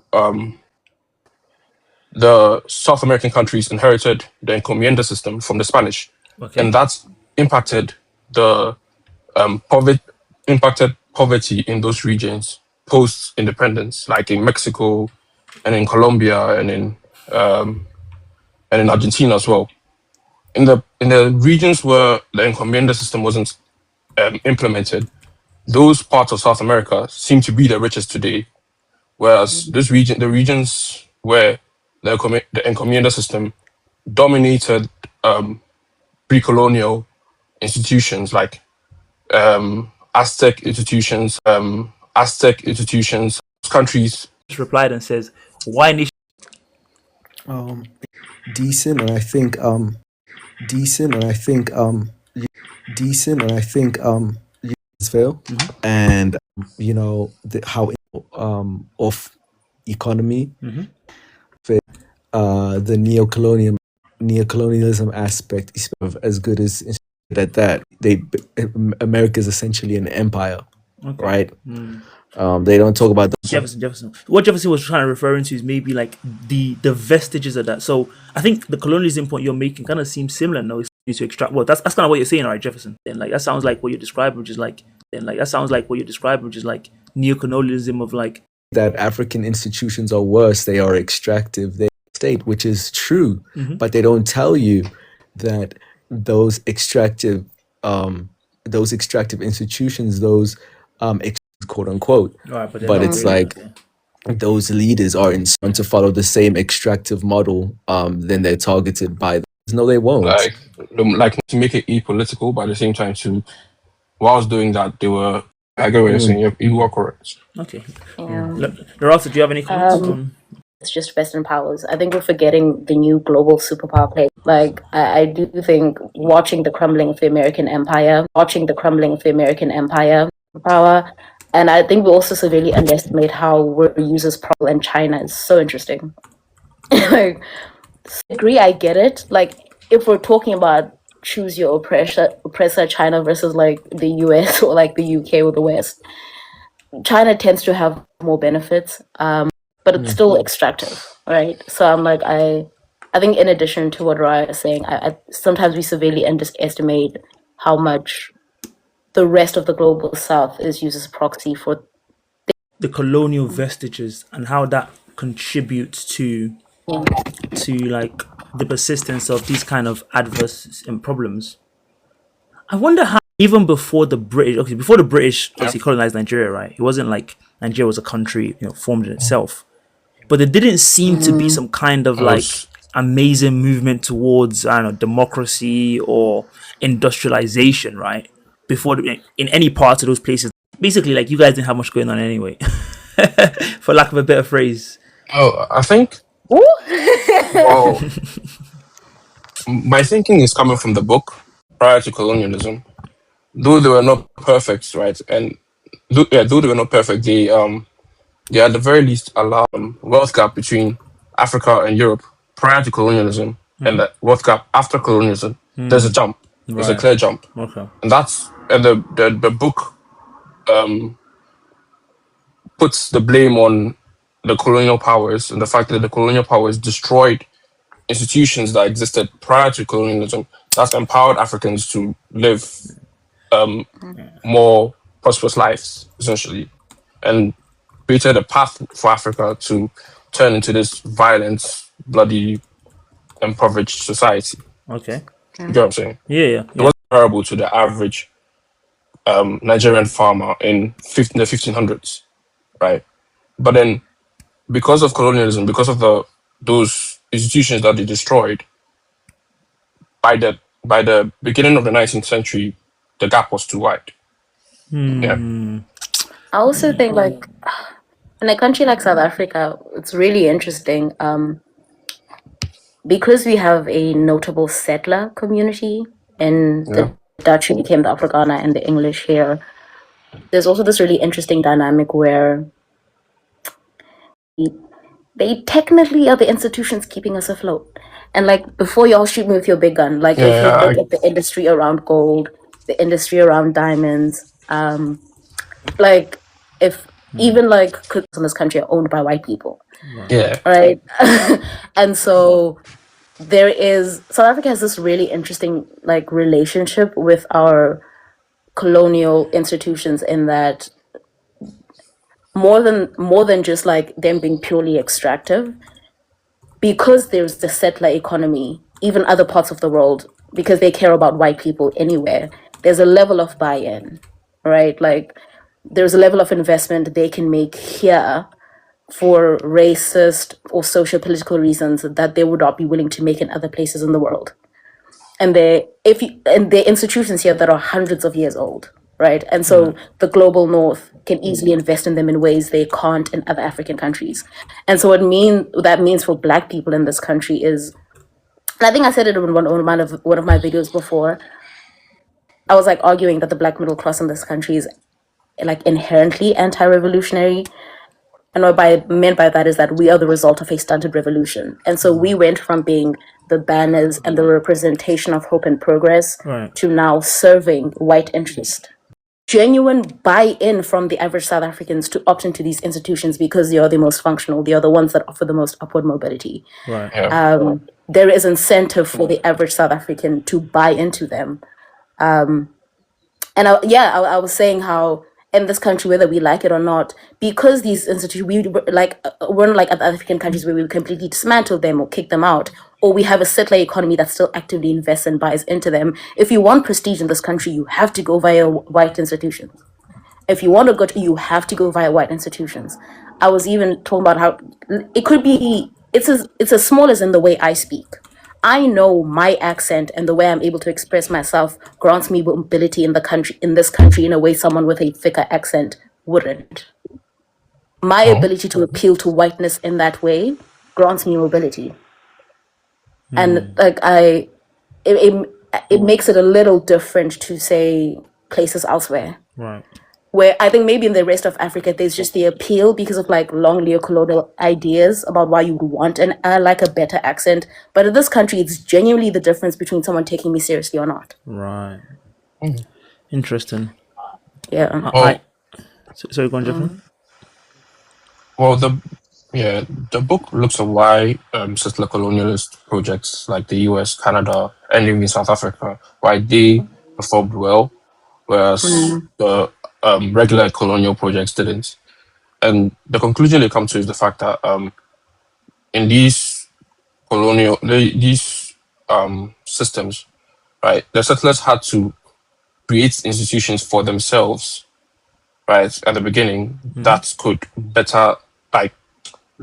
incentivize them to work harder and to build an economy for themselves. Whereas when the Spanish conquered the Aztecs in Mexico, the Spanish didn't really want to build institutions for themselves that would force them to work. Instead, they forced the people that were living in Mexico to work for them. Right. Essentially, creating a slave mentality earlier on that persists to this day. Whereas in certain colonialist projects, that was not the case. And But also, like most settler colonies have like a claim to the land. So if you notice, like the rhetoric about with like white Americans and how they treat America like it was a gift from God that was divinely given to them. It's the exact same rhetoric parroted by the Dutch settlers who then became the borders and the direct borders in the Afrikaner in this country. They lay claim to South Africa as their own. some claim Whereas, indigenous life here. whereas the British The or British, they the didn't. They were like, yeah, they didn't want to mess with them. yeah, And so for them, border people will be the first, even though they hate black people, will be the first to tell you they're African. yeah, And so a Interesting. creating of, whether mythologized or not, but a creating of the Thai an active investment, even in their own consciousness towards their land, yeah, claiming it as their own rather than something they have to extract from. And also tied to that is also a history of their own suffering in those lands. So the yeah, Americans will regale their different wars, killing off indigenous people as their own sufferings. Like here yeah, in South Africa, there are monuments everywhere dedicated to Trekboers and Trekboers yeah, who were moving from the Cape this side. Because yeah, South Africa also has a history of battle of the colonizers between the Dutch and the English. yeah. The So Boers, yes, the Boers. So as they were moving inland, they not only had to fight the British, they were also fighting the the natives. And Zulu, so yeah, this like history of suffering, of how they had to, by their own blood, they had to claim this motherland. I Interesting. think that's also really interesting, and that they want to invest here. Like yeah, even when exactly, like Trump offered asylum to, because they were apparently killing the farmers, only 20 South Africans boarded that first plane. For people screaming genocide, they surely didn't want to leave.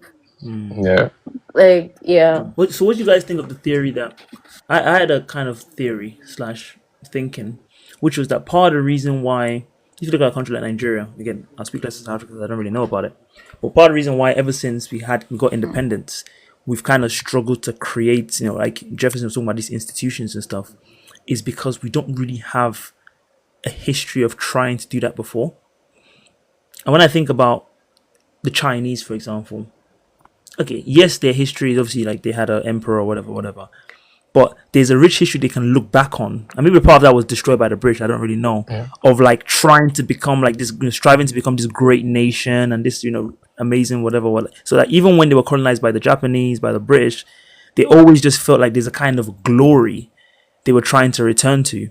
But it seems like for us, at least for the Nigerian sense, anyway, I don't know about the Ghanaian sense. Just to say you're Ghanaian, doesn't yeah, seem to be like that kind of make Nigeria great again kind of movement. Like if someone was to try and start that now, what Nigeria are you referring to?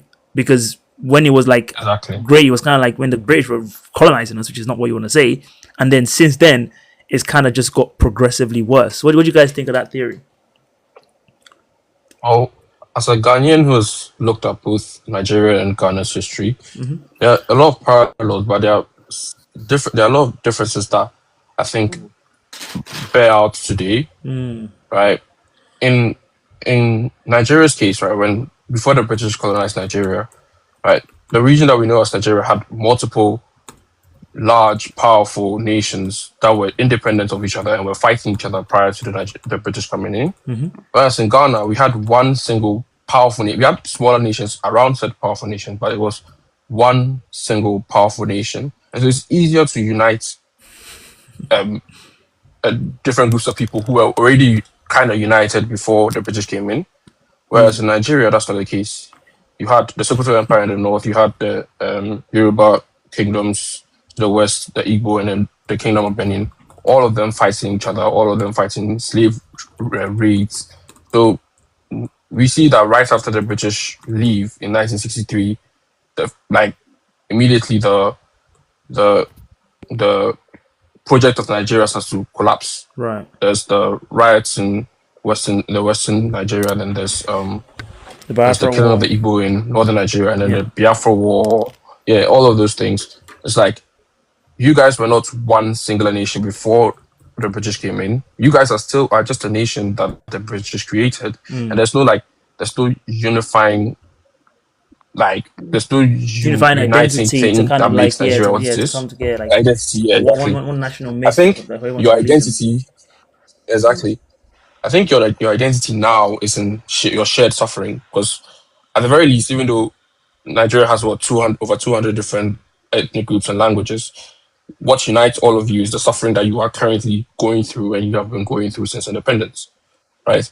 But each ethnic group has its own different idea of how to get rid of such of suffering. If you ask a Hausa person what he thinks the future of Nigeria should be, he'll give you a different answer from an Igbo person or a Yoruba person or a Edo person. But You get what I'm saying? Like, they all have it their seems different. like even beyond that though, I'd probably say like a lot of them don't care about what a Nigeria should look like. A lot of them just be like Exactly. Fulani is a good example. Like these people have been nomadic herders for the longest time, and that's kind of just what they do. Exactly. The idea like the country should be like more developed. They don't care about all that. They just want to like tend to their cows and just keep on doing that till the end of time. Which is kind of like I think all of them. I'm not totally convinced about this. I think all of them are interested. I think all of the different ethnic groups are interested in what's like. Each of them are defined by the economies that they are in, right? In the north, the north has always been dominated by nomadic herding, right? The south has always been dominated by creativity and farming, finance, all of those things. And in the southeast, it's oil. And so each of them, and sometimes those different industries clash, right? Yeah, good point actually. For example, if you need a strong financial center, you need a very educated population. But a very educated population is not going to start herding cows. You get what I'm saying? Yeah, Like, that's what the Fulani have always been. What do you nomadic herders? Larata, what do you think? Okay, so my first response with the whole idea of like maybe we never had like a great ideal to appeal to. I counter that by arguing that like I have an issue with imperialism being the only legitimate means to galvanize national identity. Like, because what you're appealing to with all those countries, whether it is China, whether it is the Mongolians, whatever nation you're talking to that was colonized, that had a great history to appeal to with their emperors or whatever, I think it's a very Western framing where to be great is to remember a time where you were imperialists. Like I get what you're saying. don't. Do you get what I mean? Like I don't think that's I don't- legitimate. But Because I wouldn't say the for greatness of the example, like here in Chinese South Africa, was like the imperialism. I'd say it's more like the inventions, gunpowder, and all these kind of like really advancing, absolutely moving stuff forward. Like advanced systems. I do think what their advantage was that again they had been able to write their history yeah, pretty early on. Yeah. So with Africa, because our history was a linguistic one rather than a written one, which I don't think is any less legitimate, what it means then is that when writing became the way to record history and our languages were systematically beaten out of us, we lost it. Yeah. right. But I don't think it's completely lost too. I do think in every time you're imagining a post-colonial state, sometimes it feels a bit airy-fairy to me. I call it like the Wakandification of African identity. Right. Like appealing to this mythologized idea of what Africa should be. They talk about Mansa Musa. He was an imperialist. Like let's not Like this one person we've not seen well. we cannot. Yeah, good point. Yeah, we don't. You know what I mean? Like, don't really wanna let's push him not, down, be like, oh, that was our glory days of when we had one man with like the most obscene You know what I wealth, mean? while I'm sure It's like, the rest of the I don't population know. was like suffering. Anyway, Ra's been waiting patiently. Someone just commented on Right. how why don't you So get Ra in the here? point that I'm getting to is like, yeah, I still think like our ways of doing things were still legitimate in their own ways. Our new conceptualization has to include a post-colonial history, but specifically in like I think my response, and I can be corrected. You have to have a political elite that's actually invested in wanting a unified language. I think your political elite actively is advantaged by having an ethnically divided politic. Yeah, true. Yeah, I think That's so. where the incentive is. Agreed. Here in South Africa, trust and believe, like the reason, don't think it's all been airy-fairy, like in terms of how we understand ourselves ethnically. Yeah. We were literally at some point divided in Bantustans. But what the political vanguard did really well from the 50s right up until the 90s, one, with the Freedom Charter, being very deliberate in gathering all the different political groups who had created themselves around their identities, like the Colored People's Associations, the PAC, the different groups, and then saying, okay, we are one South Africa. Yep. And so our aims are one. And that being the political language of the Freedom Charter and the mass Defiance campaign onwards. But specifically, especially in post 1994, I know people in South Africa really beat down the Rainbow Nation narrative and they have all the smoke for it. But I have never ever seen a better reconstructive campaign in modern history than that one. Like, you are talking about imagine, like, very simply, the Springboks that are our pride and joy used to be the ultimate symbol of Afrikaner nationalism and hatred. Even during active CODESA negotiations, people would go to rugby games wearing the old apartheid flag and sing the old apartheid national anthem. And Nelson Mandela managed to be very smart in not changing the name of the Springboks. And in very interesting politicking, is able to galvanize the country around the Springboks, right? This, and I think the reason I'm bringing this up is because it is a huge deal. Like, the Springboks were to the Afrikaner people what guns are to the Americans. Like, it is the thing that they love. Yeah, This is every time they want to gather as a group to represent their interests, this is it. And so what Nelson Mandela and the Vanguard were very, very smart in doing, and yes, there's a discussion to be had at the cost and the compromises for Black people in this country. But insofar as we have not had active bloodshed against each other or a politic that is incentivized by that, it was because you had a political elite that decided that that should not be the incentive of what to unionize on. Good point. Interesting. You know what I mean? Like, right, yeah, it's possible. You genuinely can have a mass campaign where you teach people different. Like, I saw it happen in my country. But yeah, Ra, please jump in here. I know the topic is Lerato, thank you so much. Like, I learned a lot. Like, wow. What do you call it?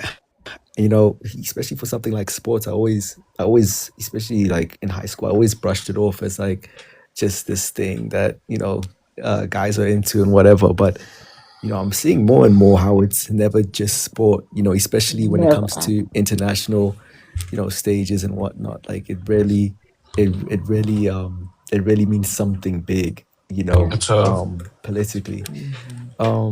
So yeah, thank you. That was interesting. Wow. And just a quick interruption. When we won that World Cup, it felt like a national win. It felt like looking at the world and saying we did it. Like, World Cup, the FIFA World Cup, in the FIFA World Cup of the democracy. South Africa winning that would be no, the Rugby World Cup. I knew that. But like the first time we lifted that trophy as a nation that was only 1 year old, it was our pride and joy. From the streets of Soweto to the suburbs in Houghton, everyone was celebrating. And I think that was like a simple example, but down to just like integration campaigns, etc. Right. Like, Wait, so I think one second. Sam asked earlier. Sam, to be fair, are you with me? Wait, sorry, Jefferson, give me a second. Sam, are you with me? Yeah. Yes, I'm here. Yes. I'm so sorry. I brought you up earlier. I know you said you wanted to jump on for a few minutes. Apologies. I don't know which initial topic you were going to respond to because I know the conversation has kind of moved on a lot from that. But please, I want you to share your thoughts before we continue. Consumer substances. Yeah. No, it's simple. I just want to bring the East African perspective from Kenya and the history of some of this. Someone talked about China and then tribes. The only point I want to make was, you know what China did was religion. Our problem in Africa is also we took the British and the French with their religion. Because like now, a lot of Africans spend half of their day praying for God to solve their problems, but China banned it. You can't. There's no religion in China. You don't do that nonsense in China. They're busy working. You get me? Yeah, right. But in Africa, Nigeria, Kenya, Uganda, anywhere in Africa, we are busy praying for God to save us. Interesting. Do you know what? That's one point I want to make. I've heard a lot of people make that point. I actually haven't reflected on how important it is. Obviously, you know, the religions are open with the people and stuff like that. But thank you so much, Sam, for actually bringing that up to our kind of And then the second lexicon. Go on. The last one I want to bring. The last one I want to bring was tribes. You talk about Yoruba or Zulus and all that in Africa. China deal with that. And the person who want to do that in East Africa was Julius Nyerere in Tanzania. Tanzanians now love they will say that Tanzanian first before their any tribe in Tanzania. You get me? So tribes is where the British also played us, or the French. They told us to love our tribe more than our country. And Nyerere, what he did in Tanzania was was basically a Chinese model. You want to bring communism to China, to Tanzania. Right. That way, Tanzanians are the most in East Africa, where I come from. Yeah. Yep. Tanzanians are the most patriotic. They will never identify with their tribe before their country. And yet in Uganda, in Kenya, and in other places, we first talk Kikuyu or Jaluo before we talk Kenya. Thank you. Really, thank you so much, Sam. That was very short and sweet. I really appreciate that little cameo. And in fact, religion is something that's a very nice and refreshing thing to reflect on, because that's something you see a lot of tweets. A lot of tweets go viral like that. Religion is a problem of our countries. That's the modern thing to kind of slam upon. So I don't know how much you guys are religious and stuff. Can I say something? Please, Ra, go on. So I'm not religious, but I just wanted to. This isn't, because this is interesting. So first we asked the question of China, and now we're getting to the reason China is the way it is because they burnt religion and da da da. I'm not religious, right? I've been very anti-religious for most of my life. Now it's calmed down. I'm just like, okay, I'm not religious. It's whatever. But I think we need to just take it a step back. China won. China is the way it is because it refused to accept that this ultra extractive capitalism that USA and the UK imposed, just even on their own people, was a viable model to reach the place where it is now. That is why. And I think people roll their eyes. I don't know. I guess it is what it is. I'm not saying that China doesn't engage in capitalism internationally, but domestically, China is a socialist. It's a workers' economy. It is what it is, right? So that's that. And I think also sometimes, and even if you ask me even just a year ago or even a couple months ago, if you ask me about religion and its role in Africa, yes, I do agree that religion is stifling in Africa. These Abrahamic religions are stifling in Africa. But at the same time, I'm also like, but guys, let's not circumvent the conversation to just religion is a problem. Because it's like first you have to accept that not everybody is going to one day just be a religious. You shouldn't lose sleep over that. And two, it's like it also turns the head away from no, actually the issue with South Africa is white neocolonialism. So not South Africa, with Africa is white neocolonialism. That's what it is. Like you can have that situation with or without religion. Religion just helps facilitate it. I'm trying to think of a thought exercise help it here. run smooth. I'm trying to think of a thought exercise here, right? In which Nigeria is where I'm from, right?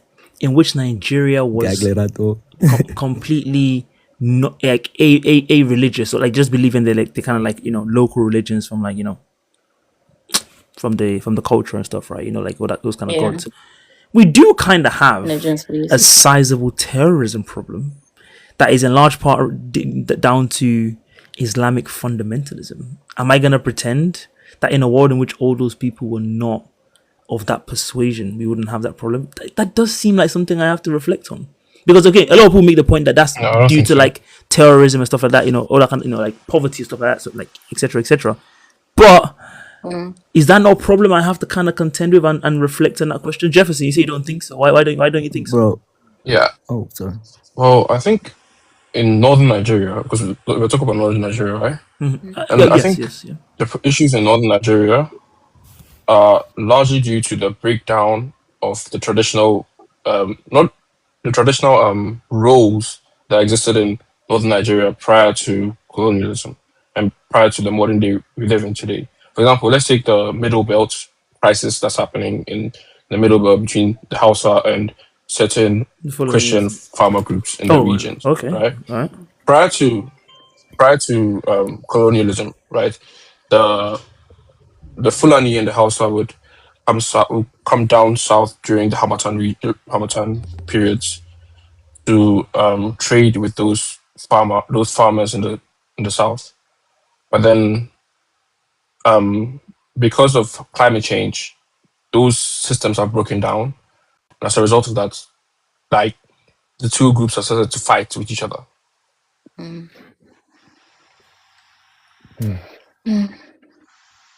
Sorry, wait. I mean, Uh, I think that sounds like a different so problem, like, though.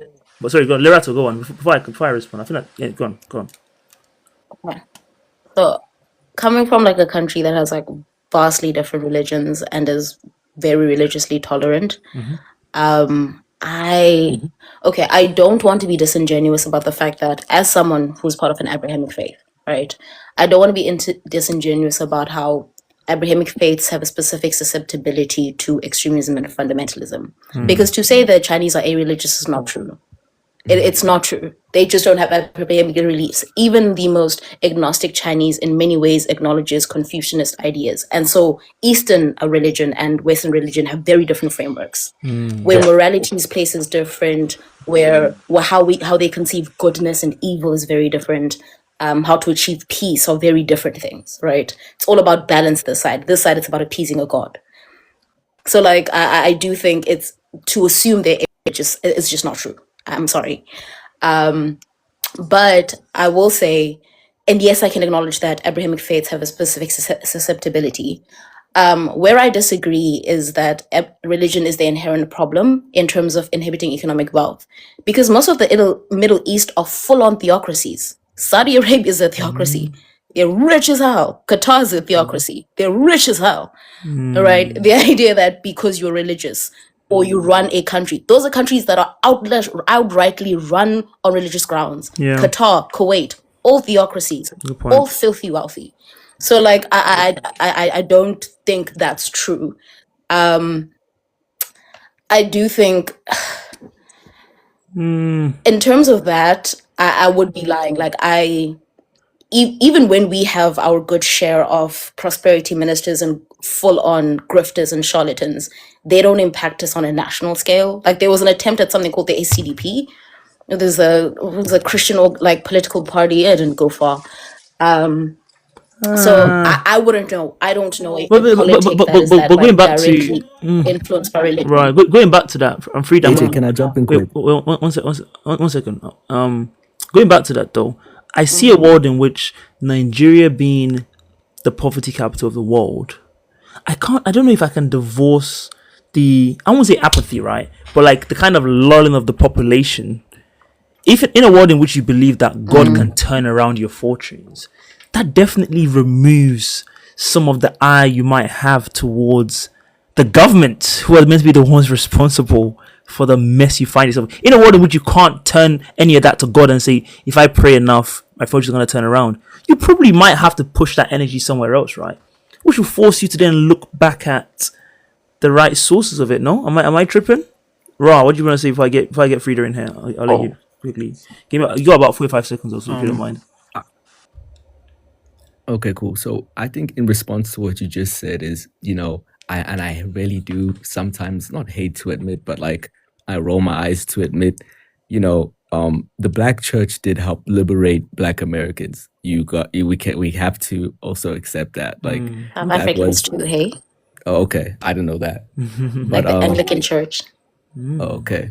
And also when it comes to, like the terrorist groups and whatnot, I think and this I guess we're gonna have to just roll our eyes at this if you don't agree with me, but I do think just some of them, I do okay, I'll say first off, that I do think that there are even some religious people who live in the UK who, if they weren't in the UK, they'd probably really be terrorists the way they're so religious, right? But even with that being said, I think a lot of the terrorist groups, especially when we speak about terrorist groups in the West African region, I do think they are like these false flags that are propped up by the West. I do. I'm sorry, I do. I think a lot of I don't especially know. when you see Donald. No, I'm not saying there's no terrorism based on religion in Africa. I'm just saying it's like when you see Donald Trump come in and say, "Oh, we're gonna send bombs to Nigeria. We're gonna help the Nigerian people with the Muslims." I'm just like, okay, bro. Like, I mean, I'm sorry, bro. I think it's a bit of a I don't know. I see your point. I don't know how much that applies to Nigeria. Before I respond to you, Frida's been waiting patiently, and she actually requested to come on earlier. Frida, I think you've been with us okay, for a okay, very, okay. very long time. How are you? Yeah, I'm good. Thanks for having me. I love Please. this healthy discussions like I this, love that. and I came because of Lorato. But I've been commenting. I commented. I was like, I'm gonna be your student because you remind me of my sister. You speak like my younger sister, but she hates social media. I've been begging her to come and speak. She speaks like you very well. Oh, That's so nice. thank you so much. That just made me so Yeah. happy. Nice to meet you guys. So I'm Nigerian. I have to agree with who just spoke. Actually, it was Ra or Jeff. It was raw. Okay, it was Ra. I have to somewhat agree with Ra on this one, and that's because I actually did my secondary school in the north of Nigeria. I've been as far as Zamfara in Nigeria. I've been to Kaduna. I've lived, even in secondary school, makes you, in boarding school specifically, allows you to see how Muslim people like interact and how they live their lives, and whether it is sort of the religion or it is, but I would say more, I think it's more of a culture than it is a religious thing. And I do agree that I think the West is using religion as the cover for the violence they're supporting within the country. Because within the North themselves, just like Lerato was saying about South Africa, people don't understand that the North is just as divided. There's the Houses, there's the Fulanis. They don't get along as well. There's the people from Nupe. There's like the people from the Middle Belt, Benue, Kogi. So there's these little factions. And even within Islam, there is Sunni and there's like the Shia Muslims. And these little lines and divides also controls who gets to have money within the North, who gets to have that access within the North. Is it the Hausa people? Is it the Fulani people? Is it the this people or that people? So we think that because the rest of the South doesn't see that segregation, they just group everything into one religion, one people, forgetting that the north of Nigeria is equally as populated as the South. We have like literally equal numbers between the two entities. Very similar. So I think the point being made there wouldn't be that like this is a Muslim problem at a general situation. But I mean, and again, regardless of the fact that it's a small pocket, yes, I understand that it is like a Salafi, Wahhabi fundamentalist, those kind of pockets and whatnot, right? It is still a problem though that ostensibly originates from the religion. And again, Sam is back on stage, so I do want Sam to respond to you because I guess he was the one that brought this point up originally. And I guess I hadn't reflected on that in the original sense, but I'll let Sam respond to you first before and then maybe bring it back to you and then we'll see. All right, you have to go. Thanks so much for joining me. Sam, can you hear me, mate? Can I just finish this one point before Sam? Yeah, go on. Just this one point I had made so that he can respond to that as well. Yeah, go on then, please. So the last thing I was just going to say on that is that it's not that I don't think it's necessarily just a religion problem. I think it's an education problem. Right. That is what I think it is. It is an ignorance problem. It's a lack of education. That is what I think it is. So, but Sam can contribute. So that's why I wanted to. That's just the only part. That's where I was going to. Right. From the religion. That's where I'll pick from my sister. Yes, it's a cultural problem. It's an education problem. But that's where I said we as Africans allowed ourselves to take religion too seriously. The Chinese have not. We have taken what the Bible, the Quran, or whatever you want to call it, too seriously. We use it for everything, and we spend our time in church more than at work. Sometimes, literally, people will be praying when they're sick. They got AIDS. They'll think God will cure their AIDS instead of going to the doctor. I've seen that in Kenya. It has happened.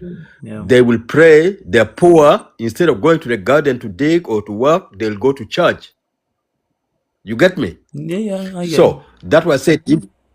So that was my point originally. That we have the colonialists came with the Bible on one hand and then politics on the other. So we took politics more, religion more serious than the Chinese. The Chinese, why they're where they are, threw away the Bible, say no, we don't want nonsense about Bible, Quran. That's why the Uyghurs or Sorry, they are Muslims in China who are now being oppressed but in the West, like in London here, they will tell you the Uyghurs are being oppressed. They're not being oppressed. The Chinese from the beginning for 50 years don't want religion. Christian, Muslim, whatever. They just say, you know what? Religion is number 2, 3, 4, 5 at the bottom. But we in Africa, we put religion number 1 or 2. So instead of doing other things, we think of a Fulani, we think of being a Ausha or a Muslim, or even in Kenya, we got those Somalis, they think of religion more than education, more than work, more than everything else. They think Allah will solve their problems. Do you know what? Allah is not going to come and solve them. Sam. So Can I respond? Wait, sorry, Larry, 1 second.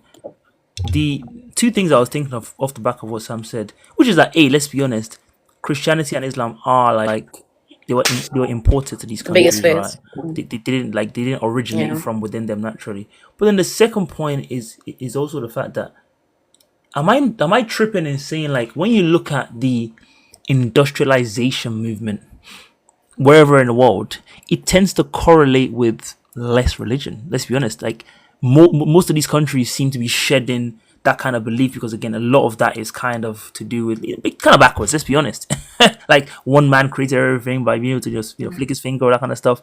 So, in a world in which our countries are, like Nigeria, for example, demonstrably more religious than these other countries, isn't that actually synonymous with what Sam is saying? Some kind of, I don't want to use the word backwardness, I'm but I do sorry. like that word. I have to really interrupt. Oh, in this Exactly. one. I have to interrupt 1 second. My brother, I'm in London. I have to interrupt, guys. I'm in sorry. London, yeah? This is In important. London. Right, Sam, in 1 second. London now. Sam, 1 second. Let me get to One respond. second. All right. She's very Like, hot for it. because there is no, this is really important because it's more like there's a difference between when we're just talking on speculation versus facts. So in the sense of, like, I'm not addressing what the other part of Nigeria, but I did a study on history of Japan and China. So there is, I feel like there is a very strong, like, we shouldn't say like the Chinese have removed religion.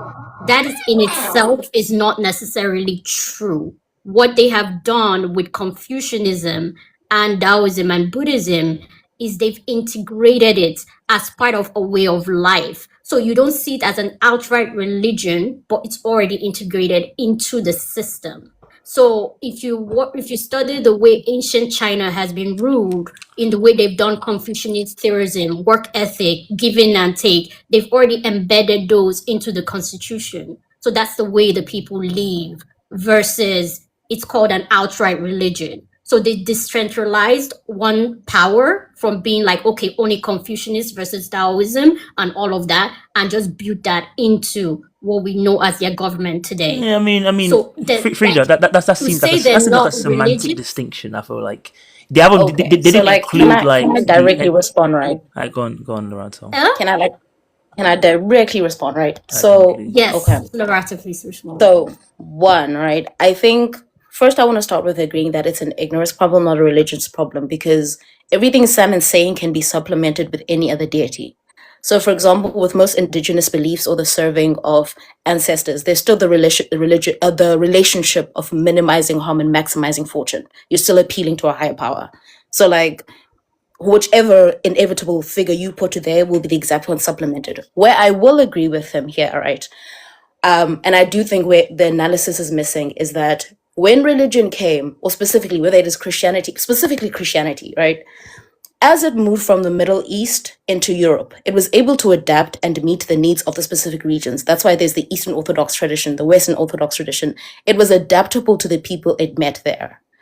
When Christianity met white supremacy, Then, when it was introduced to the rest of the global south, there was a tie in how God was then interpreted and brought to those people. So, no, I don't think people are wrong in saying a lot of times, I think Black people, to be specific, were taught a God of suffering, a God who teaches them to endure suffering, a God that teaches them to help them through hard times, while white people in their own spaces, because the idea that white people are irreligious is a lie. White people, their God is a God that grants them gifts I and, don't and, and know. purposes. I mean, I live in the White UK. I Christian don't really nationalism is see literally much. wiping through I mean, do you get what I mean? Like, I mean, I do think right now, for example, here in South Africa, a big part of how the Boer were able to establish power was galvanizing around Calvinist ideas. I do think right now we're seeing literally the rise of the Christian nationalism. What I am speaking to is that in the fact that we know there were pieces of the Bible that were taken out, that were given to slaves, right? That was specifically edited out when it comes to slaves. My sister, let me answer And you then on that point only. just secondly, Only on this is that my point. other response to Sam, that, one right? second. Sam, one Only second. on My that other point. response to that is Sam, one I second. think there's the difference between when it comes to any specifically Abrahamic faiths, because they're the most established. There is the faith, there's the theology, there is the doctrine. I don't think we should confuse those three things, right? Just on that There point, yeah. is so On that the point, faith being the Sam, one relationship second. with your deity, the theology, which is what is written in the scripture about that particular thing, and the doctrine, the commonly accepted practice and how people practice those things. They can be intertwined, but they're not the same thing. I think we should be careful in that we don't attack the faith, because we do not get to speak to a relationship between God and their deity and how they buy into that. Whether you worship an Orisha, whether you worship an ancestor, whether you worship God, whether you worship Allah, that I think is an interpersonal thing. When it comes then to the discussions of the theology and the doctrine, right? Insofar as we're criticizing the theology and or the doctrine, I do think we need to be smart in not parroting white supremacist ideas in trying to dissuade or trying to prove against white supremacy. Because I do think to talk about religions that come from the Middle East, written by Middle Eastern people, written by brown people, with brown and black people and the theology and the scripture, and then argue that they are inherently colonial is a white supremacist talking point. We cannot divorce what white supremacy does when it touches religion. We cannot divorce what imperial interest does when it ties to religion. Sorry, in what sense I would think that we be need to white be very supremacist, so like in so given that those religions don't originate so what I in mean by that Nigeria, in for example? particular, so remember my initial point, and that specifically with how Christianity moved from the Middle East into Europe, right? Because remember, there was also the time of the Christian persecution, etc. It was an organic movement, but insofar as it moved throughout Europe, so how the Turkish Catholic Church worships is very different to how the English Catholic Church worships. As Christianity specifically moved through those regions, because it was allowed the space to adapt, be interpreted, be written in the languages, have him written in the languages, or even be spoken in a way that spoke to those people. Like, for example, when Paul introduces the idea of Jesus, he introduces it through an unknown deity in Greek mythology. my He's like, sister, this is who he is. my sister, When can it I? came to I Africa, just want to. I let me want to interject. finish. I want to Let interject me for 1 finish. I'm minute. almost there. Let 1 me minute. there. I'm agreeing with you. Let me finish. Right, Sam, give me a The second. problem is that okay, the problem is that, and we need to be very clear. I know with the Muslim tradition, there's also its own history when it came to the different caliphates and the fighting over and the split that came with the Shia and the other Muslims. But the point that I'm getting to is The there was Sunni. this very specific and the Sunni Muslims. I know there was this very specific relationship that came with Christianity and white supremacy, in so that it was part of the agenda. And this is why I'm agreeing with Sam that a motivation for the colonialism of the southern part of the world was that it was to civilize them using Christ, using the Bible. I agree with you there. I agree that often religion was the Trojan horse with which colonial means were then introduced. I agree with you there, right? Thank I'm you. agreeing with the idea that white supremacy used a faith and manipulated it to meet its ends. We're referring to a doctrine here that was manipulated. We're not talking about the theology, we're not talking about the faith. So I Now, think we need to be smart about distinguishing those things. now let And me. Let me and I think even in addressing specifically the doctrine, there are thousands of denominations. There are thousands of ways people interpret the Bible and the way they live their lives. I do think the reason I made these distinctions is that when it comes to specifically the last part, the doctrine, this is the part of specifically Abrahamic faiths, that are susceptible to radical elements.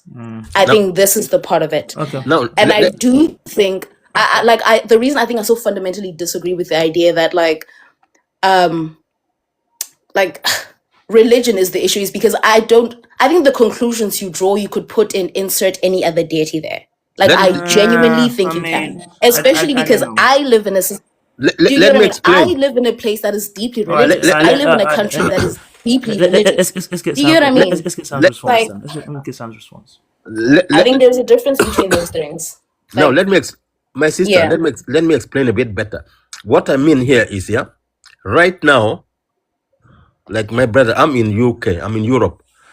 Christianity within the white population is going down. Yeah. Listen to me, guys. Statistically, white people are not going to church.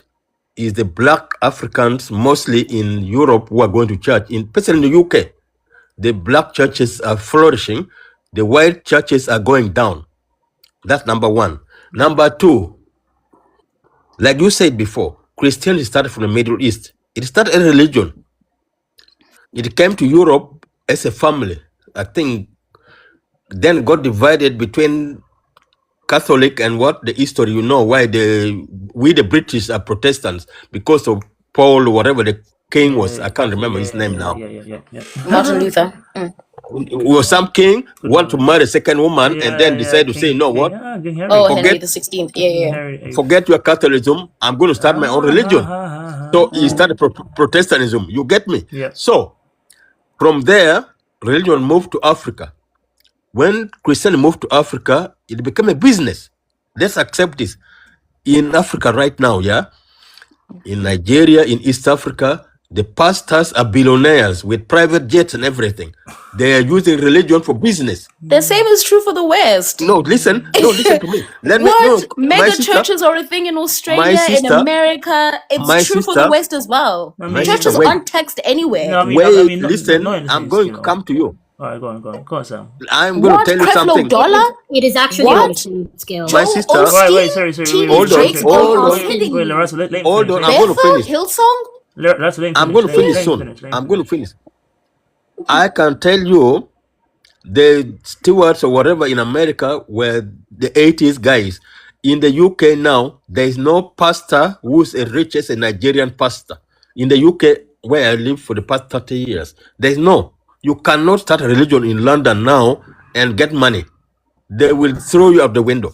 They don't care. The white British people now in this country, yeah, don't go to church. Can I contribute after him? Sorry. Yeah, no, fine, you will. I'm going to finish soon. So I'm just talking numbers here. Numbers don't lie. So the majority of people going to churches in the UK now are black people, not white. They send us religion to Africa, but now they're busy doing other things. They don't care about Christianity now in this country.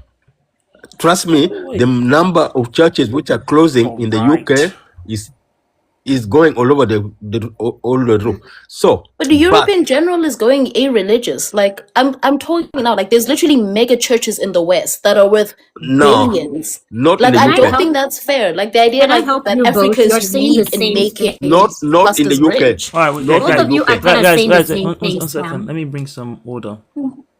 I know we've kind of lost the thread of this conversation. I'm just enjoying it because I just like listening to people talk. I'll be doing this like a madman anyway. I know the original order for the 30 people still in here. I think we were talking initially about the effect of religion on our countries. Well, we're all black here, we're all African, and how much of a problem it is that maybe because of the proliferation of religion in some of our countries, this is kind of allowing people to be lulled to sleep and not look at other sources of their problems. In a world in which you can just pray to a God and say, you know, if I keep praying hard enough, if I pay the right tithes and the pastor prays for me or whatever, God can deliver me from this malediction of poverty. That's kind of what we're talking about here. So now I guess now the conversation kind of moved to, how much more religious one country is over the other. I think the point that Sam is trying to make is that he agrees with that thesis centrally and saying that actually, yes, religion is actually a problem in our countries because, again, it distracts us from the true reasons for our problems. Whereas it seems like Lorato and Frida, actually, I haven't actually heard Frida's point. I forgot what Frida's point was. Is that maybe actually this is an exaggeration of what the problem is. So Frida was gonna I guess, bring both of you together. Yeah, I was gonna give my And one thing yeah, I'd bring say both of moving them forward is that together. I do have to wrap up soon. If we can try and keep the points a lot more concise, if we don't mind, so we can we can keep a Okay. central thread to stuff, and then B, obviously people can then respond a bit more sharper to what someone's just said. So if you don't mind, just keep it a lot more concise. I'll appreciate that. But yeah, Frida, please go on. So since we're keeping it concise, just help me with my English. English is not I'm not as great as all of you here. But so what I was going to say with both their points is that okay, let me even forget about you guys' points because I don't want you guys to get back into it. I don't want to be like, oh, Sam, Laura. No, I don't want to be in between. I think this is the middle where we should all look at. Yes, the West looks like today it is adopting, like getting rid of religion. But let's not forget that today and 5 years ago are different things. They've already built the wealth. They're not necessarily generating new wealth. It's already been built. Meaning the pillars to which they stood on were religious pillars. A good amount of Eastern Europe is still highly religious. A lot of countries still stand on religion. And that's also what I was saying when it came to China as well.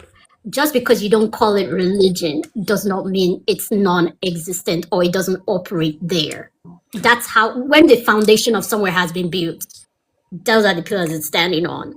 So you guys are right in the sense that religion has drifted, but what we're missing is the integration of how these societies had adopted religion versus how Africa adopted religion. Two different To be honest, like, I things. disagree with that central thesis to begin with. So, like, just to make it like super clear, like what Sam is saying is that religion is the hindrance to economic prosperity because it becomes a Yes. distraction and the thing to appeal to rather than economic power when it comes to Africa. I disagree with that by saying, one, some of the richest nations in the world are theocracies. Yes, you're right. Right. I Two, don't need to I approve disagree anything, with but I'll that let you finish. fundamentally with the idea that like the West is moving away. So the idea that religion is the hindrance, I don't think necessarily is true. I think I'd agree with Frida in that ignorance is. Or even the idea that like the West in general is moving away from religion. Sure, I could agree to a degree, maybe like in Europe. But I'm telling you now, like some of the richest figures, some of the most influential Are very figures in the religious. most powerful are religious ones. And those are the most affluent nations in the world. The US is influencing the rest of us on a No, like religious but yeah, platform. So I'm like, I have to push back on. I have to push back on that. The point you're making about the US and Yeah. the mega churches, like Frida made a similar point about like China and Eastern Europe still have this kind of, they've welded it into the state. I mean, they welded some ideals that kind of fit their agenda into the state. Like the US, in what meaningful sense right now is the US a massively Christian country? None, because all these people I that can rule say- the I can country let you don't know. even pretend to believe in this in any serious way. Yeah. Now they might Yes, use they US don't believe, they might but use the On that- morality veneer, like perhaps, but like they don't like in the On- same in the same way we on talk that- about on like that- they don't a agree, god though. to like intervene in the in the world and make things right. They don't meaningfully believe. You can't seriously think the US On meaningfully that No, believe point, but that. AJ, that's like my you point. forget what Lerato said at the beginning of the conversation. You're speaking religion from the No, surface American- of what it. American- Sam, one Americans second. now I'm responding to AJ. One is second, political Sam. religion. Sam, Sam, can I finish responding to AJ, please?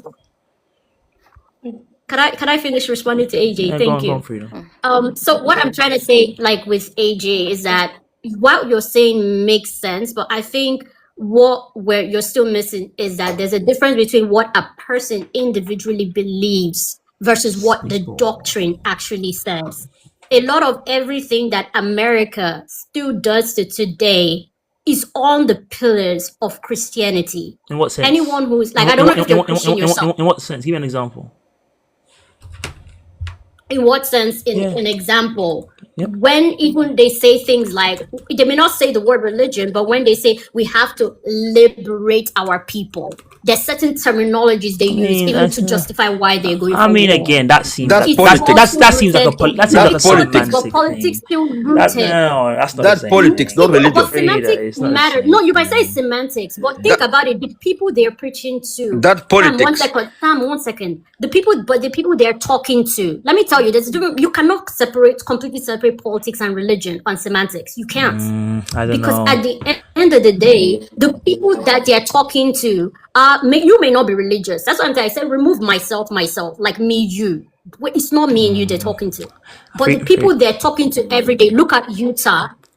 Utah. all still That's very a terrible religious. example. Utah is not exactly a kingmaker in America. So it's a one No, tiny actually, it state. is a good example because religion is not only but religion No, Frida, isn't I just can't the give way you that you one. look at religion. Frida, Religion I is can't so give you that many one. I'm different sorry. beliefs. No, I can't give you that one. Like those two I don't know, things. Loretto, do you get what I'm saying? Those I'm are saying apples if and you oranges. here's my thing. If your central thesis, I'm sorry, if you're saying your central thesis is that religion is the thing that is specifically It's not in the the thing. African It's not context, the main that is thing. a hindrance to our economic. No, it's not the main thing. Obviously, it's not the main thing. I think we agree there. In, But that in on a America, hegemonic level, In America- religion is Sam, what one can be the second. distraction. Go on. I'm saying, if you're arguing that on a hegemonic level, the religion is the thing that one is a distraction for African people. We're talking about like on a hegemonic level, and religion is the thing that becomes a distraction in how we engage and interpret our politic. So the idea that we appeal to God to solve things for us rather than like interacting with the systems itself. That is your central idea, right? The reason why we are both like disagreeing with you and Frida is because Yeah, Sam, the way you are putting, we're disagreeing with you because wealthy states, wealthy functioning states can be, and we're showing you very clear examples of them being deeply religious, on that religious point, that it is imbued in their politics. all right, on that Like, point, I on don't that think point about that- wealthy states, if we take a wealthy state, for example, you mentioned the Gulf states, and your point is that The Gulf states, these all states are theocracies. they're still Full-on theocracies, theocracies. but they manage to be extremely wealthy. Is that the same thing? Because these states are states that like they have this oil wealth, who are tinier country, who are very tiny countries. What? Does Africa and not then, have oil? No, but as in like they don't need religion to lull them to sleep, is what I'm saying. And again, maybe religion serves a purpose in trying to like use to control the people. But religion is used But as they a were not that tool. rich very long ago. I think here's the thing. The reason I Yes. mentioned the Gulf states and the Asian tigers, right? Because South Korea is deeply Christian, quiet as it kept. Yeah, South Korea is Right. deeply So I was gonna Christian, say, I'm talking about the countries that rose up very recently. I'm talking about the Asian tigers. I'm talking about the Gulf regions. The Gulf regions came into money in the 70s. Saudi Arabia wasn't talking big dogs. They weren't colonialists. Because we're comparing these new states that came into power based on their own resources versus colonial powers that have been extracting from the rest of the world. my sister, let me I again. think ignorance is the issue. Let All right, go on, Thank Sam. you, my sister. All right, go on, Sam. Yeah, the fact still remains. Yeah, religion is a good thing. Let me not give that impression that I don't think. My point is, in America, all you said, Americans right now, Christianity in America is politics. Is the Christian nationalism, which is the people who don't even believe in nothing. If you can believe that a doctor who does an abortion must be killed, you're not a Christian. You're not a Christian, but they believe that a doctor who does an abortion must be killed. Who believes that? So that is wait, what are you saying? That's What are you Same saying, bro? logic, though. Wait, what? Who believes that, Sam? What are you talking about? What I'm saying is there are some Christians in America, fundamentals who anti-abortionists who the kill a anti-abortionists. doctor. Oh, right. Well, okay, I don't know how many of those people there are, but fair enough. Yeah, Yeah, okay. those are not Christians. Those are politics.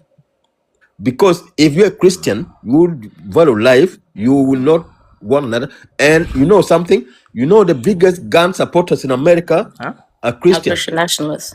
If you cannot, if you can't say you are a Christian Oh. and children must be blown up with guns, you cannot be a Christian. That's politics. That's my point earlier on. That was said in America now, Christianity is politics. So It's not religion. That's what we're saying, though. I see I see a point like this, yeah. And again, okay, maybe quite a few people are requesting. I'm sorry, guys. I will bring you guys up, but we're already having a very chaotic conversation. And if I add another I another need to wild go, part, Cyril. It's pretty late. oh yeah, you need to go. Yeah, you're in South Africa anyway, so I know. I'm gonna go soon too. Don't I worry. didn't I come want to live bring the this Middle chaotic. East. I want I'm to sorry. bring the Middle East in. No, the Argentina game started, so I also have to go very soon. I think maybe I'll just wrap this up. What's the time now? The time is 2:52. I'm gonna wrap up at 3 hours. I think the point Lorenzo, out please, can we have a private conversation? If you're open to, please follow Okay, me. sure thing, sis. the point I'll DM me. the point I'll make Yeah, I DM'd you. I think I did. Can you please follow because back? I will be Thank respectful you. because I believe in you. The point I'll make about like, again, you guys seem to me, in my opinion, to be making semantic / niche points in a world in which, if you could say, like, in 50 years' time, Nigeria becomes some kind of economic powerhouse. Let's be honest, that's a future in which a lot of the population have to be less religious. I don't see a world in which we maintain this level of No. slavish devotion to Christianity or No. Islam, and we become. I Exactly. don't see it. It's not gonna happen. Exactly. It's not gonna happen. I strongly It's not The gonna richer, happen. I It's the come not from a gonna richer, country happen. where the you Christians know were why I It's not gonna disagree. Let me tell you why I Haji. disagree. I the don't know with what richer, you're that- the with richer that country point. get. Can I tell you why I Oh disagree? my Richer country God, get. guys, slow down. I Slow down. disagree. Wait. I Sam, agree. I agree. Sam, we know Okay, you Sam, agree. Can I wait. give the All right, go disagreement? on, We know you Frida. agree. Frida, tell me why you disagree. Sam, no, we know you agree. Let me give the disagreement. Go on, The Frida. reason why I disagree is because you guys are still not listening to the word education. No. Remember, religion is how religion is being. No, let me finish. You've already said no. I've not even landed. Before you bring out the Nigerian side in me, the reason I'm talking, the reason why I don't say no, because like there's a difference between if you let me ask you a question. Let me not give a point that you let me ask you a real question. If religion in Nigeria today is restructured and re-educated differently, like now there are new systems in place, put that this is what you can teach, this is what you cannot teach, is now institutionalized, and there are penalties for religion now. It's now run by the state. Like the religion is run by the state. It's still Christianity, but it's now run Who's gonna do by a that? constitution and a state. No, I'm asking you a question. You said in 50, but I'm asking you a question. If this was now the case, do you think and religion is still not removed though, because this is what China has done. Because Listen. you brought up China, but I'm telling you this is what China has I done. disagree. Let me answer you.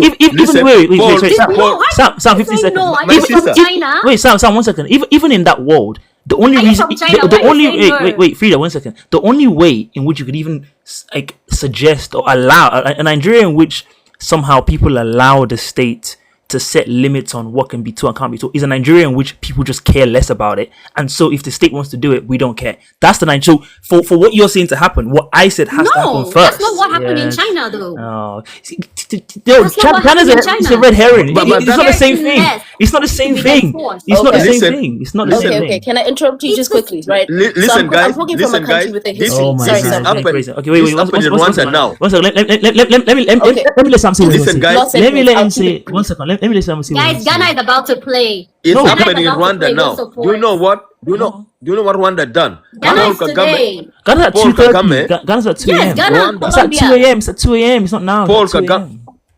Go on, Do you Sam. know? Do you know what Oh, Rwanda it's has 2 done? a.m. Where are you? Paul Kagame in Rwanda. Which As country are you in? I'm in Paul London. Kagame in Rwanda right now is trying to do what the Chinese have done. Oh, okay. Paul Kagame is Not the closing down Zionists. churches.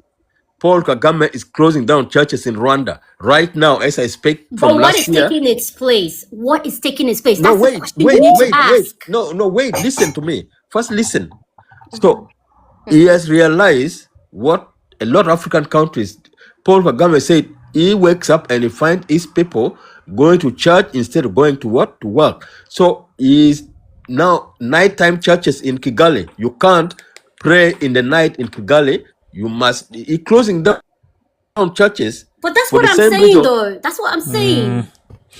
That's what I've been saying. Okay, so this is where I disagree. Okay, I'll keep my take very brief. Alright, Number go one, I'm not gonna reply to Kagame. What I'm gonna say, I'm saying this as a country that has I'm saying this as a country that has a history Kagame. of slavery, colonialism, and apartheid. All of them with deeply white-centric and very religious roots. Right? The slavery had religious justifications in this country. Colonialism had religious justification. Afrikaner nationalism was based in Calvinism, deeply religious.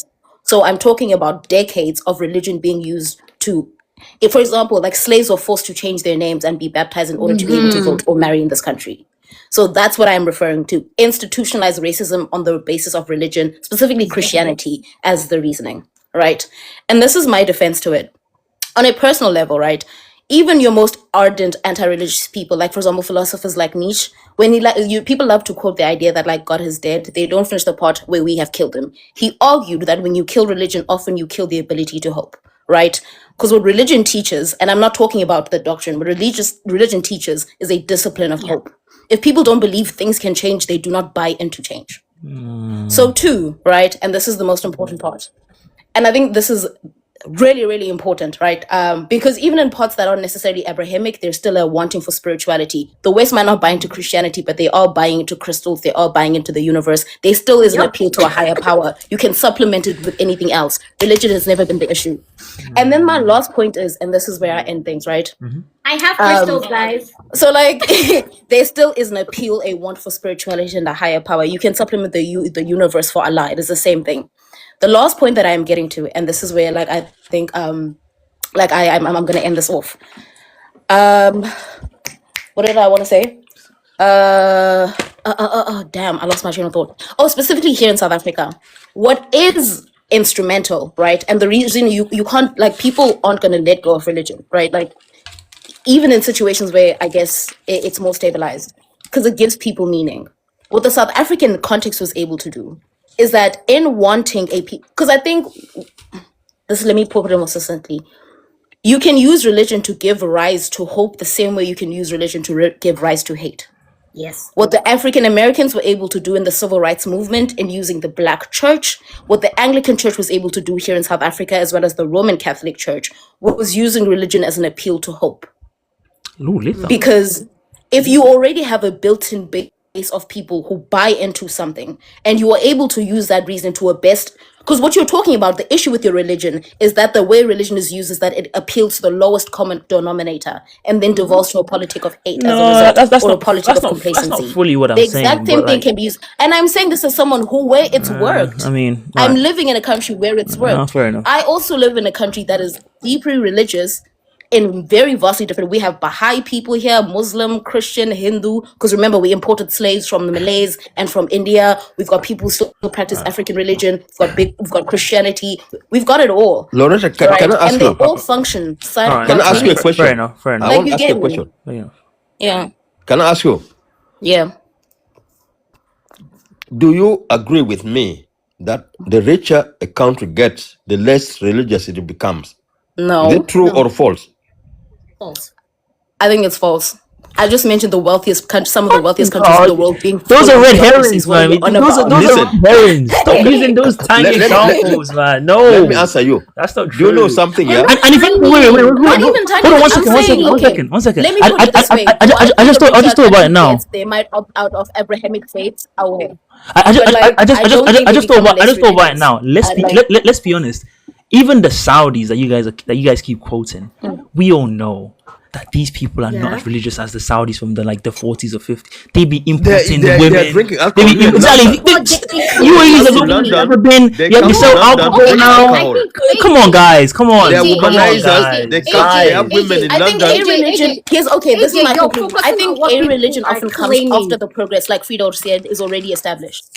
The reason why they get to renege on religion is because it's already done the job they needed to do for them, galvanize Yes, them, unionize them behind a cause, No, give them hope to be able to enact. The reason they're able to let go of religion, I promise you, even I'm telling you about times where fair things ere were bad in Europe and they let go of religion. And Things were during the better French in Europe Revolution, with they religion brought it than back without real it right quick now. because they realized people need hope. What are you guys talking? Okay, People wait, leave wait. religion when it no Alright, longer feeds them. let Do you know me something? let me read Accomplished Red. One slavery second. I do without have to religion. before I finish. I have to get one of my favorite people, Litha, on to give me a thoughts because I know Litha. Thank you so much for joining me. How are you? Yes, please. So maybe you can Yeah. help us. Please come help us. Thank you. I'm good. How are you? Be on I'm the very right side of well. the screen. I'm very well. Thank you so much for joining us always. I always love hearing from you. I really enjoyed hearing from you in the last conversation. So now Be you on the right better side of the you better be screen. on my side. You better be on my side. I'm gonna start questioning what we have going on. God forbid. Now give me Be on the give right me your side of genuine the honest Um, thoughts. I'm curious. un- unfortunately for the ladies, Yeah, so for the comments. yeah, Snap, snap, snap. unfortunately for the ladies, I completely agree with Sam. First of all, the notion and this fairy tale that this rainbow nation unity coming together, God for us all, has worked in South Africa is false. So using South Africa as an example of how religion can be used to bring hope is false. And I think living in South Africa, you can see that in the everyday lives. You can see it in how we exist socio-economically, how we coexist, and how we live parallel to each other based on based on our differences. Okay, if religion had been used to unify everybody, we wouldn't be such a segregated nation. Using the UAE as an example of a deeply religious place is also false, because if you actually go into the UAE, like AJ was explaining, there is nothing religious about the things that are going on in the UAE, which ties into then now about how we're arguing these semantics about, we're talking about the doctrine and not the belief system or the religion itself and what the doctrine is based in. All of that to me is one and the same. And so how the doctrine has been used and how people have interpreted the doctrine and how the doctrine actually was meant and written to be interpreted and to be presented in itself has given rise to the ability for it to have been used in slavery, colonialism, and all of these things, taking away women's rights, and just all of these things that happen. Even the you look financial at aspect, right? Like the how way they make money, for example. Christians will posture about Islam and how Islam is so detrimental to the progress of women and how women's rights are being stripped away. And for this reason, Islam should be rejected. Okay? But then you can find people anywhere in Africa. We were colonized, as Ulerata was saying, using the very same Bible that these Christians are posturing is better than Islam, and it's not. These are the exact same things. It's two sides of the same coin, which is exactly what I interpret Sam saying, that these religion has, because in essence, these things are interpreted, okay? So like how I understand religion and how I teach you religion, right? And now if you're going to listen to me, you are now understanding this thing through my eyes, through my lens. Listen, no offense, but if you don't mind, I would am need you to keep now it a bit more concise and imposing wrap it up. my... Can you hear me? Oh, sorry, yes. Just so they So can I'm respond to you, right? Just so they imposing... can respond to you. Okay, so I'm imposing my views onto you, which is the whole issue to begin with. This idea that there is this big spiritual unknowing force, right? But that has this complete power over you that you should give your complete power to, but no one really knows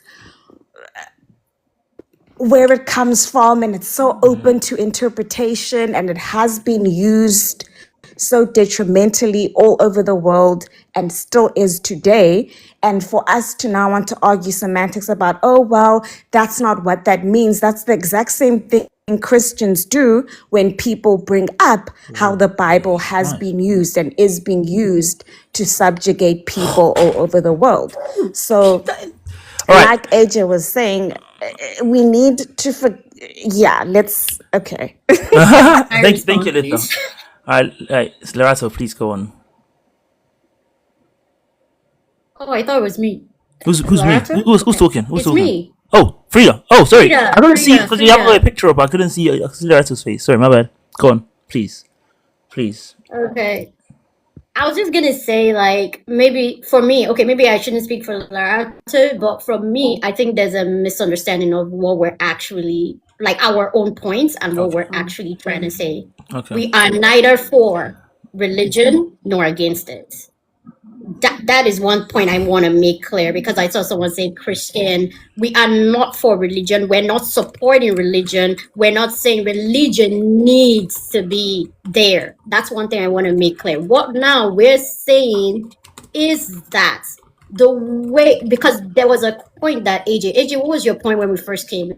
Because I think we keep going from the main point. There was a initial point that AJ and us were speaking on, which is religion a distraction? What was it again, AJ? Yeah. The main point. As in, You like, said religion it's distracts religion. from. Can you rephrase it?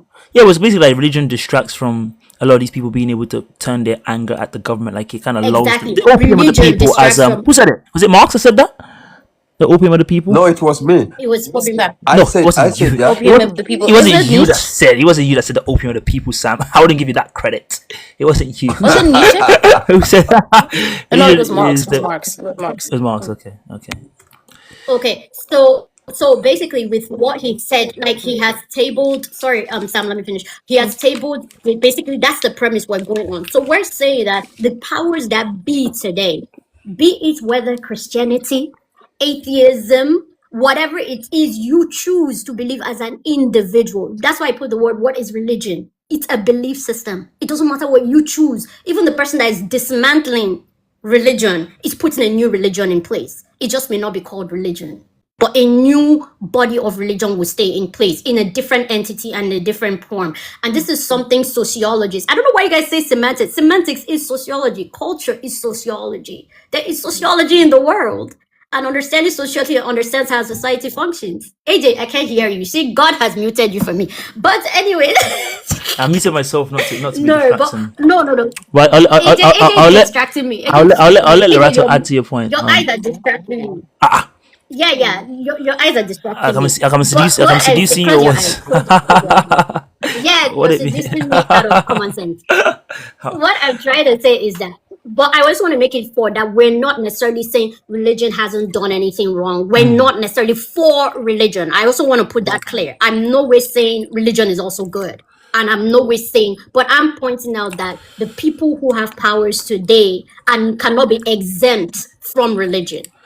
You cannot be exempt from it, the history of it and the part of it. You can't separate those two. Right. I'll let Lorato. You can't separate them. It's in I'll history. let her add to that. I mean, I don't Okay, see so- that, but again, go on. Yeah, please. So just to answer specifically Ulita when she was saying like religion is what causes the divide in the country, right? The point obviously the situation is nuanced. Like, no one is a monolith. I'm not arguing for or against religion. What I'm going to say is religion became very powerful, and we have seen what religion can do when it can be used to meet the ends of liberation. This is historical fact in this country. Desmond Tutu was a national and international figure for a reason, right? Two, I am not even arguing that religion mollified or codified the country. I'm not even arguing. I said, remember, I premised the Rainbow Nation narrative has deep inconsistencies and came at a cost for Black people. But I'm saying it served a very specific and necessary utility, because literally the contrary, the other option was civil war. The second response to Lita is the division you see straightforward. It's not that complicated. It's apartheid. Our division in this country is a clear socio-political one that is along racialized and economic lines. The reason why South Africans don't get along or are separated is because we were geographically separated by apartheid, right? It is because our existences were separated economically and racially. It's not because of religion, right? Because in the paper, in our writing, there is no academic research to back up the idea that our divisions in this country have been in any way religious. So I think that's where I wanted to make the distinction, right? And then lastly, I think, and this is what we're trying to get across, we are neither for or against religion. What I am saying is, and I think the reason why I had to make the distinction between the doctrine, the theology, and the faith. I think it is a problem to contest the faith because that's just like intolerant. Like, you don't get to tell people what to believe. Like, I don't think you need to understand something to respect it, right? So the faith itself should not be a thing we're contesting or discussing today. What we can contest is the theology and the doctrine. We could go into a discussion about how the theology itself is problematic. I don't think that's going to be helpful today. What we are referring to is the doctrine, the ways in which it can be manipulated to meet ends. We agree here it's a zero total game. I take it even further and say that doctrine is a zero-sum game across any religious practice. So remove Abrahamic faiths, whether you put ancestors, whether you put orishas, the exact same ways they can be manipulated are. For example, yoga, it's a whole Eastern. For example, yoga is a practice for Hinduism. It is literally called to yoke yourself to Vishnu, a deity. It is so commodified by the West that the face of yoga is middle-aged moms who do Pilates. The West and whiteness can capitalize and cannibalize any religious practice. Like, no religion is exempt from being cannibalized and used for any extremist means, right? And so, The conclusion that I am making is, on that point of yoga, and then, like, if yoga's now become something yeah, where it's seen as like, these, wine mom kind of thing, doesn't that again show that it's now been removed from the actual spiritual whatever it was founded on the basis of? And so not we've for the seen, people that still value it for what it is. who are those people? I don't think I think that's a very white supremacist framework for how we should engage with our own frames of practices. Like, or even people who still buy into Christianity who are black or who are white. Like, I think to deny people a politic or a practice of hope, because it's like, I don't think it's fair. The conclusion that I don't think there's and the hope most here, though. important I don't one, know if there's hope. I'll let you finish. I'll let you finish. Please go on. I disagree with you, because even your favorite philosophers who you will often quote your favorite ideas, whether you mention Nietzsche, whether you mention Marx himself, who wrote extensively on why religion was a problem, specifically in the 1800s, where they were even doing indulgences. Later on, when a society became more irreligious, went to write about how they think it might have had some sort of utility. But that's not the point I'm making. The point I am making is that if you were arguing that religion in and of itself is a distraction, I am telling you that is not true. Specifically, if you're arguing that it is a distraction towards economic utility, that is not true, because we have seen examples in real time of how it can be. He just scored. Nah, Can I, I have to Loretta, As we need to go. Loretta, can I answer you? Yeah, please. 1 minute. Sam, go on. Loretta. Sam, Sure go on. thing, Sam. And then I'll let you go. Religion, yeah. My point wasn't, I made a point. Religion has a purpose in life. Believe, whatever you believe in. Some people in Africa still believe in witchcraft. That's okay. Which is also religion. So religion has a part in life. My point was that the people who brought out Christianity in Africa, that's where I started from, or Islam in Africa, I've moved away from Christianity. I'm in the UK. The Yeah. UK now, Christianity is dropping like a stone. But we Africans are spending more time in churches than other issues. That's my only point. I didn't say we shouldn't go to church on Sunday. That's fair enough. Let's go to church on Sunday, praise God, praise Allah on Friday, praise whoever we want to praise on or praise our Satan or praise our witchcraft on a Monday. That's okay. But my point is, we tend to spend more time expecting God to cure our AIDS, I agree our with you. poverty, Sam, you're right. our You're right. medical I don't know problems. how you can even debate A it. sick It's a person will fact. go to church. A sick person will go to church instead of to the doctors and say God will cure them. No, God has no cure for AIDS. God has no But cure you for guys know poverty. why we do that? You know why Exactly. we do that? That's the question I'm asking you Okay. and AJ. So Because like, Why do we do guys, that? I need to were go. we I need were to Alright, go. see you I later. think Alright, so I thank you so agree much. with we Sam. were Like, Thank you so much for yeah, joining. I agree with Sam. There's just where like the nuances. we are Like, indoctrinated. okay, We are I think where I indoctrinated. disagreed with Sam was the idea that like religion in and of itself is a distraction. Yes, exactly. But I can agree that specifically in context in Africa, I've seen too many grifters and fake pastors for me to act like what you're saying doesn't make sense. It's true. But I've also But seen that, the alternative. Love y'all. Bye Thank you so much for guys. y'all, Thank you joining. for Loretta. having me. I'll Bye. message you. Thank you so much for joining. Really appreciate it. Bye bye. Bye. Yeah. Okay, I'll sure thing. message you too. Please. Okay, bye guys. Bye. Can I say my point and go to? I have to go work. Alright, go So that on. me I can make money, the one that pays me. And so all I just want to say is that basically like what Larato said, right? In the sense of we agree with that, but I need but then the only thing I would say with that is that Sam AJ, I actually do agree with you in that sense, but like she still said, we don't think religion in itself is the problem. I think for me, I think it's how Africans too were good, taught man. religion and how we act, how we address religion specifically. That's me. I just think that we need to re-educate ourselves because there are Exactly. people. I think we need to re-educate how we're viewing religion. That's my Exactly, my sister. That was my point. Religion started. Christianity started from the Middle East as a That's why I religion. was telling people from the beginning that it was English. Wait, Never wait, they wait, want to wait. listen to me. I'm going to explain to you. It came to Europe as a family. It got divided into Catholic and whatever I said earlier on. Exactly. It went to Africa as a business. In Africa, religion is not a business. But It's that money. can only be stopped by the state. That It's can money. only be stopped by the people. In Africa, I mean, we'll religion see. become money. Alright, It's Sam, not nothing Sam, else. one second. Quez, hello, how are you? I know you requested a while ago, and I'm sorry because, Whereas, like I okay, mentioned, guys. I didn't want chaos. I'll speak to you later, Frida. Bye. Take it easy. Thank you for joining. Bye bye. Quez, can you hear me? Hi guys. Thank you for letting me speak. I'm sorry.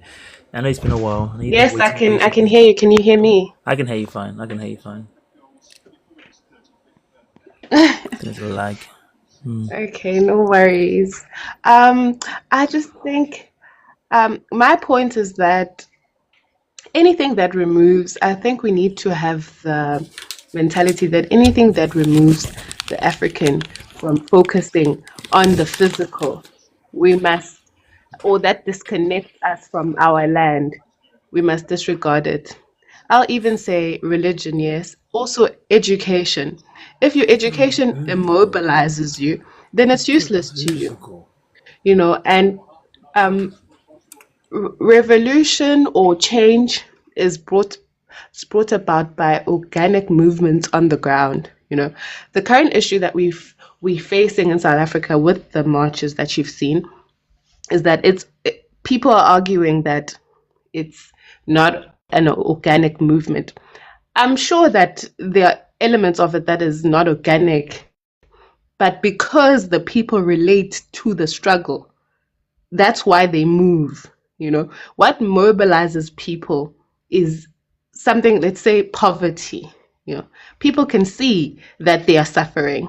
You know, people can see that there's something wrong. Perhaps they're directing their energy in the wrong direction, but they are aware, you know.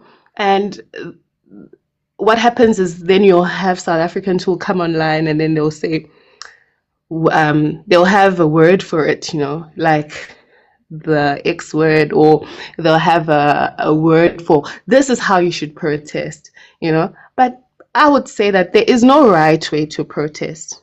You know, first we must let go of that idea that there is a right way to there is no right way to protest.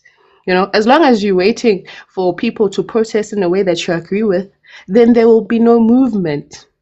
Movements are organic. So whatever issues that people feel that they are facing, you know, that is what galvanizes them to move. That is my opinion. So when we say that, religion, the problem in Nigeria is religion, I would say the problem in Nigeria would be that religion is being used by its government to oppress its people. You know, the problem that we face in Africa is governance. For some reason, people want to say that South Africa is different. No, South Africa is not different. It's just that we are young. Our democracy is young. We are 30 years old. My argument is that ANC, the ANC, the government in power, is just a young version. It's just a younger version of ZANU PF, just a younger version of APC. That's not good. That's not Right. good. That's a concerning problem, though.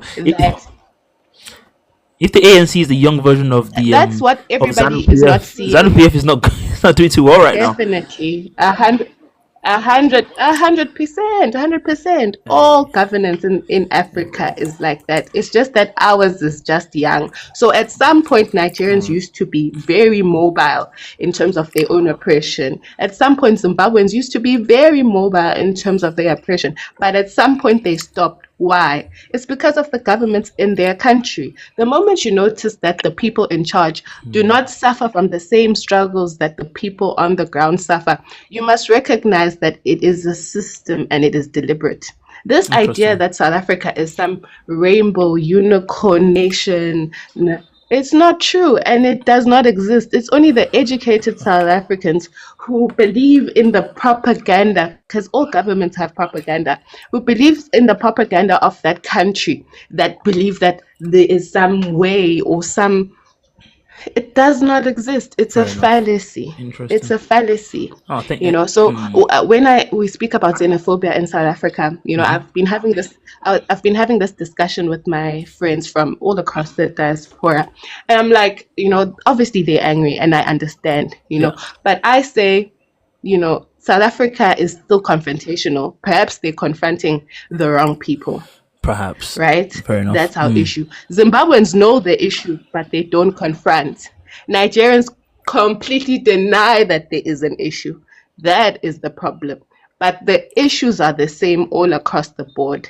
You know, remember, I would say Nigeria is older than most countries, independent countries in Africa. You know, I think that's where they get the name Giant of Africa. They were instrumental in liberating many African countries, right?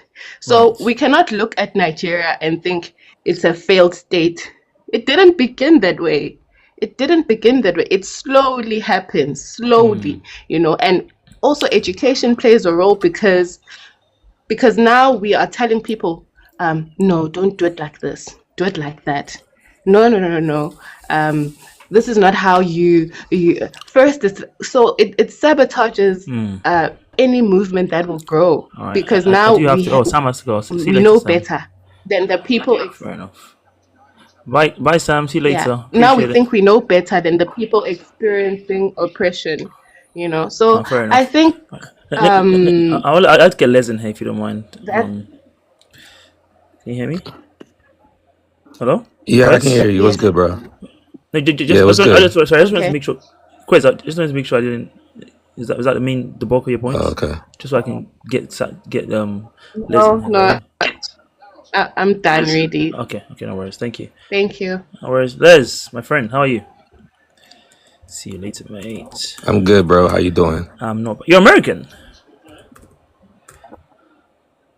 Nigerian American, born and raised in NYC. Ah, see, I've been trying to branch out into the American market, so this is a good thing you've joined here because I want to reach out to my American cousins. But then I realized on my Sunday live streams, I go live at 2 p.m., which is like 9 a.m. your time, actually, isn't it? Which is probably not the best time to go live. But Nah, because usually when you're on live, I'm still in the office, so I'm still working sometimes. fair enough. Yeah. No worries, man. Appreciate you joining. So though. like, it's July 4th. Today's Yeah. holiday. No worries, Is it bro. tomorrow? In Like the July 4th holiday, so yeah. like everyone's So taking you have off. time. Like everyone took off today. Oh, fair enough. July 4th is tomorrow. Okay. Yeah. Oh, nice, man. I'm glad you could join, man. Finally. Nah, absolutely, boss. Please feel free to share your thoughts. You said you had some thoughts Yeah. on what we're talking about. So I just got in. I was listening to the previous speaker talking about like Nigeria and all the stuff that's going on, and I think like the main issue of the main issue surrounding Africa like is that we don't really know about each other's struggles. We don't really know about what's going on in each other's country, right? And I just don't think a lot of us are quite enlightened about what's really, really going on, right? How many, like, when you speak to one random, like one African, like when you speak to somebody from any country within Africa, how confident would you be that they know about what's going on in Uganda pertaining to Bobby Wine, right? Or what's going on in Kenya pertaining to the protests with Ruto, or like what's going on pertaining to the immigration issues surrounding South Africa, or pertaining to, I guess, like the struggle that Nigerians are currently going through in terms of trying to get Tinubu out of office. I mean, so I just don't. I just think like So you when think you that had that there's some level kind of of Pan Africanism that we're kind of missing out on, or is that what you're saying? Uh, I just think a lot of us can be quite ignorant when we speak about other African countries, and that leads to a lot of the bumping heads that we see nowadays. Right now, I think there's a huge attack right now. I don't know. From the outside looking in, when I go on social media, I see Africans fighting all the time. I think there's an They actual, do. um, I don't know. I don't know if I've uh, seen that. I'll be honest. Do you mean like bro, Africans in Africa, or do you mean bro, Africans in it is diaspora? crazy. Bro, Africans in Africa be fighting all the time They on do. TikTok. I'm just like, bruh, Really? like, what's I really mean, going on? I haven't seen that. I'll be Bruh, honest. that shit is crazy. Yes, it's true. Really, I haven't. It's I hadn't crazy, seen bro. it. So It's when true. yeah, bro, Yeah. and the Oh. crazy thing is like when I hear them speak, it's just like, bro, like both of y'all sound so ignorant. like y'all don't even know what's going on in each other's countries, bro. And it's like, like you don't even you don't even try, like you don't even try to study like what's going on, right? You don't even try to enlighten yourself, I'll be honest. right? I'll be honest. So I wasn't aware of that. Like, it's yeah, just, good question, Nadeem. What kind of stuff do they fight about? I actually I never heard of this as a phenomenon. I'll be real. bro, just straight absolute nonsense. Like rather than talking about like what is the cause of these issues, Oh, or culture. actually having really honest conversations, yeah, it just leads to a whole lot of like, oh, I'm better than you, I'm better than you. And it's like both of them are comparing a pile of shit Oh yes. because Yeah, both I've heard countries are something. just, yeah, Oh, it's fair just enough. like, Fair bruh, enough. like what's really going on? Oh, fair enough. I So, mean, I didn't reflect especially on in that. like, how do I reflect on No, it? I said I hadn't reflected on that because again, I hadn't actually seen, like, again, I live in the Yeah, UK, right? So yeah, we so tease each other about, I don't know, rice and things, but I'll be yeah, honest, there's not yeah. really much. I mean, And there don't is get some me African wrong, like versus me too. Caribbean Like stuff I that we live, do, but yeah, go on. yeah. So don't get me like, so when we continue having these sort of conversations, like the algorithm is just constantly feeding negativity, it just leads to a whole level of ignorance, and people end up having vendettas or insults to one another rather than having really constructive conversations. No, fair enough, fair enough. All And right, it's like, bruh. a good point. But I do think, Yeah, go on. yeah, sorry. No, you do things right. So if I do think if Africans are able to have sort of sit down and like, humble themselves and talk to each other with a level of respect and say like, hey, yo, this is the problem, or this is how we can sort of fix it.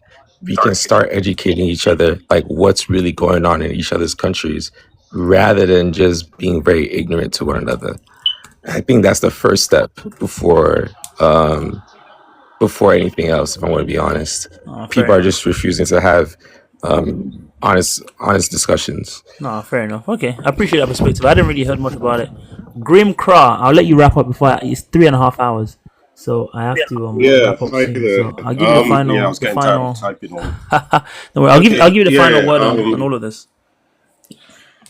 right. What I was saying was too many things, but people had to calm down.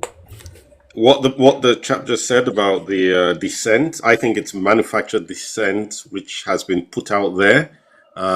Hence, I reference Cambridge Analytica type thing where people are being fed divisive thoughts, and we're being pitched. The same way we had the Brexit argument.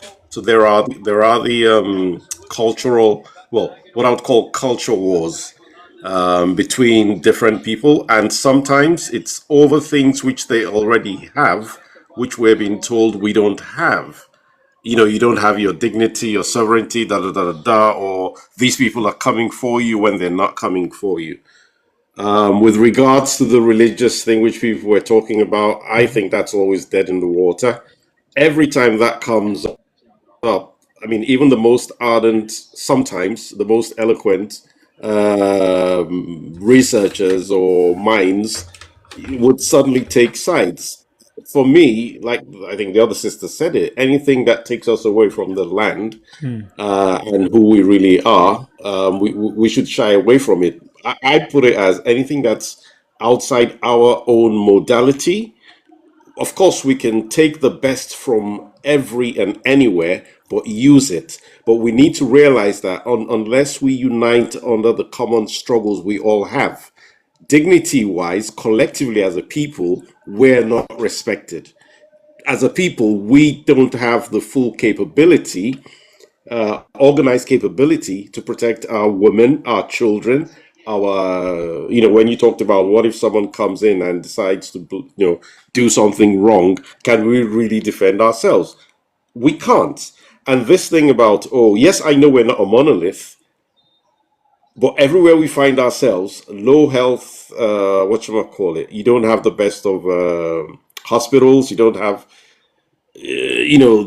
collectively you don't have the best schools per se. There might be one or two. That thing about individual self-esteem is high, but group self-esteem as an Afro-gened person globally is very low, Right. which means we will continue to have that divisions. And as long as we have that divisions, we're easy pickings for whoever. And that thing about arguing about, I talked about Arab nationalism and Christian nationalism with regards to European nationalism with regards to Christians, Arab nationalism with regards to, that's what it is. So if we wear the cloak of these other people, as long as we take on that, we will always put food on the table for generations to come from the other group. And that's just my own personal opinion. It doesn't mean that we may not find solace or find some good in certain parts of one religion or the other.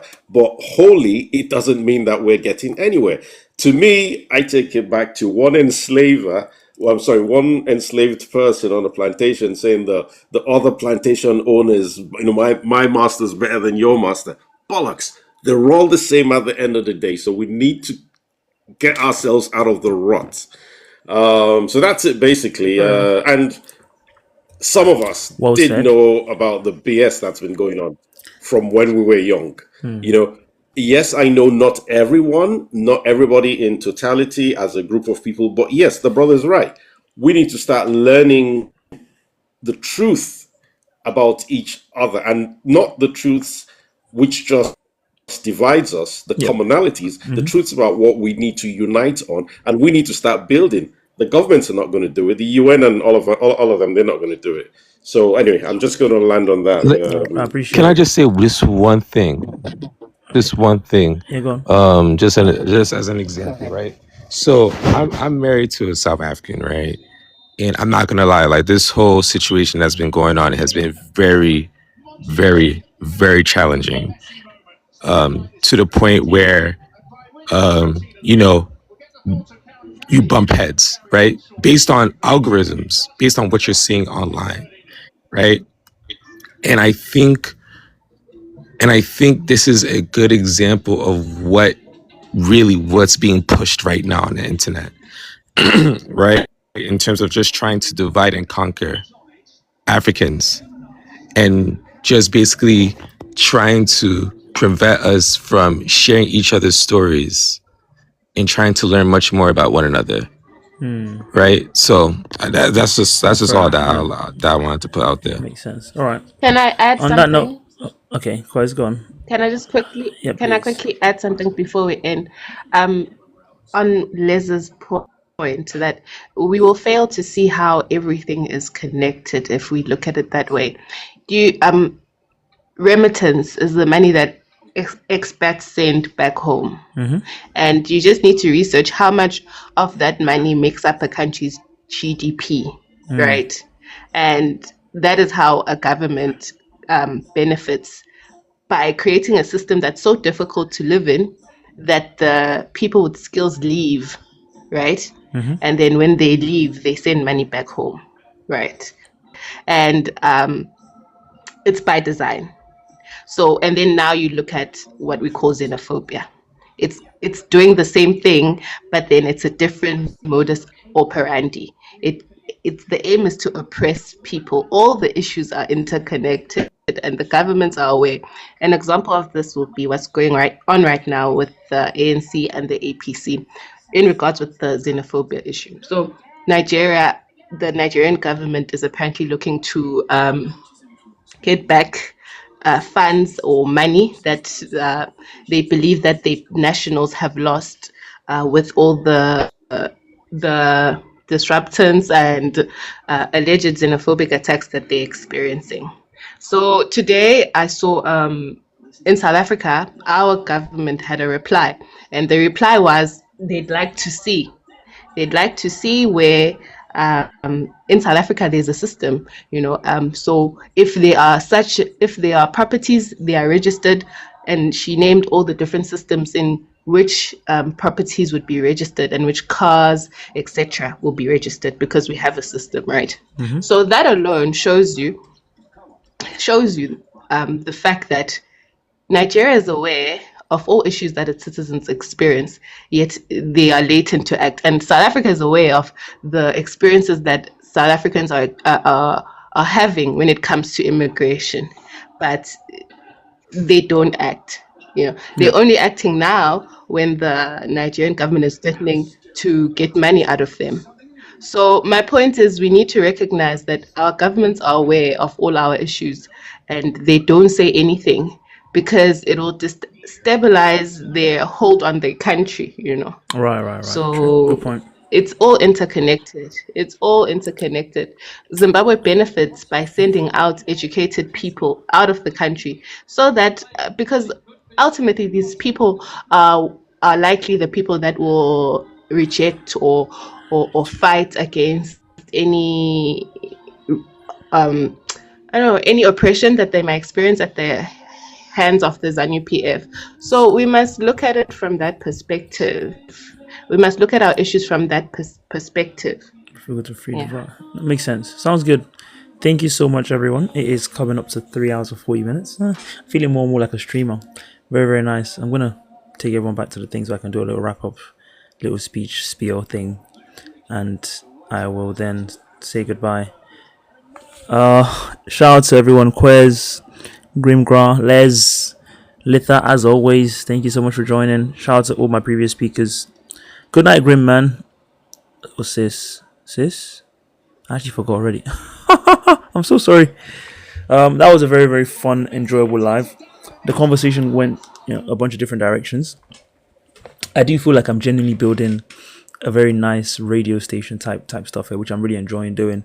I think last week I was like, I want to try and go live more frequently, but organically, it's always been something to talk about, something to say, and again, I can't really do it without you guys. So having people to engage with me, to engage with each other, some lively conversations, some interesting discussions, all of that has been really, really fun and enjoyable for me. I enjoy doing stuff like this generally anyway, so it's always cool that we can just do it with like people that live in different parts of the world. I think that's just very fun. I guess the internet allows us to do that. This is What in the World Radio, so hopefully you guys enjoyed that and and able to join next time for what will be also another enriching conversation. I think the next time I'm going to go live is probably going to be Sunday, 2 p.m. I'm thinking about moving my lives a bit later now. Now I'm thinking about people like Les who are not able to join my regular lives because it's too early in the morning for them. But 2 p.m. is such a nice sweet spot for the UK, generally speaking, because it allows you to then do stuff later in the day. So that's kind of why I've always kind of kept it at that time. But yeah. If you guys want to have more interesting conversations like that, make sure you check out my page, register for the live stream on Sunday, and try and register for future live streams. Join the Discord if you're interested, so you can lob in topics you want to talk about. I'm trying to make this more of a community type radio. I'm trying to do like a PBS or NPR. I know, Les, you're American, you know about PBS or NPR. Anyone can just call in and say what they want to say. That's kind of what I want to make this about, because now this whole week I've kind of done a few live streams in South Africa where before last week I wasn't really thinking about that, but because I did a video, I got a bunch of South African followers, and to try and I guess appease that audience and talk about stuff that's more relevant to them, I did a few South African topics, and that's been very, very well received, and we've actually had a lot of fun conversations that move beyond South Africa off the back of that. So that's an example of how I'm willing to do and how I'm hoping this will grow. And so it might be next time an American conversation, it might be a Nigerian one, whatever it might be. That kind of starts with the community kind of saying like, okay, we're interested in this, or we want to hear more about this. And as always, your wish is my command, and I'll try and bring those conversations in. If you're not following me already, hope you are able to do that if you've enjoyed this conversation. And again, when I have more of that, I post videos regularly anyway about what's going on in the world. That is the kind of idea behind the name What in the World Weekly. And so, hopefully you can stick around for that and just, educate yourself about stuff that's going on in other parts of the world. I'm sure some people that follow me from America, I don't know, Iran, wherever it is, I've probably learned a lot from the South African conversations and videos that I've posted over the past few days. So hope you all enjoyed that. And like I said, shout out again to everyone that's joined us live, and hope I'm able to see you guys on Sunday. With that being said, have a good rest of your evening.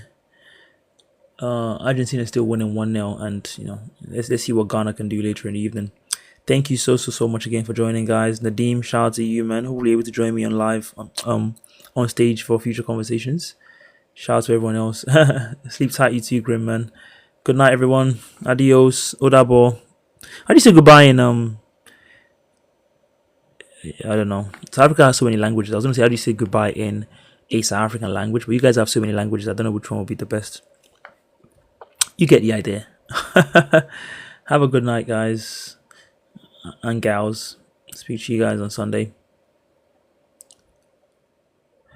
Be my beautiful dream glitter. Nice to see you as always. Good night.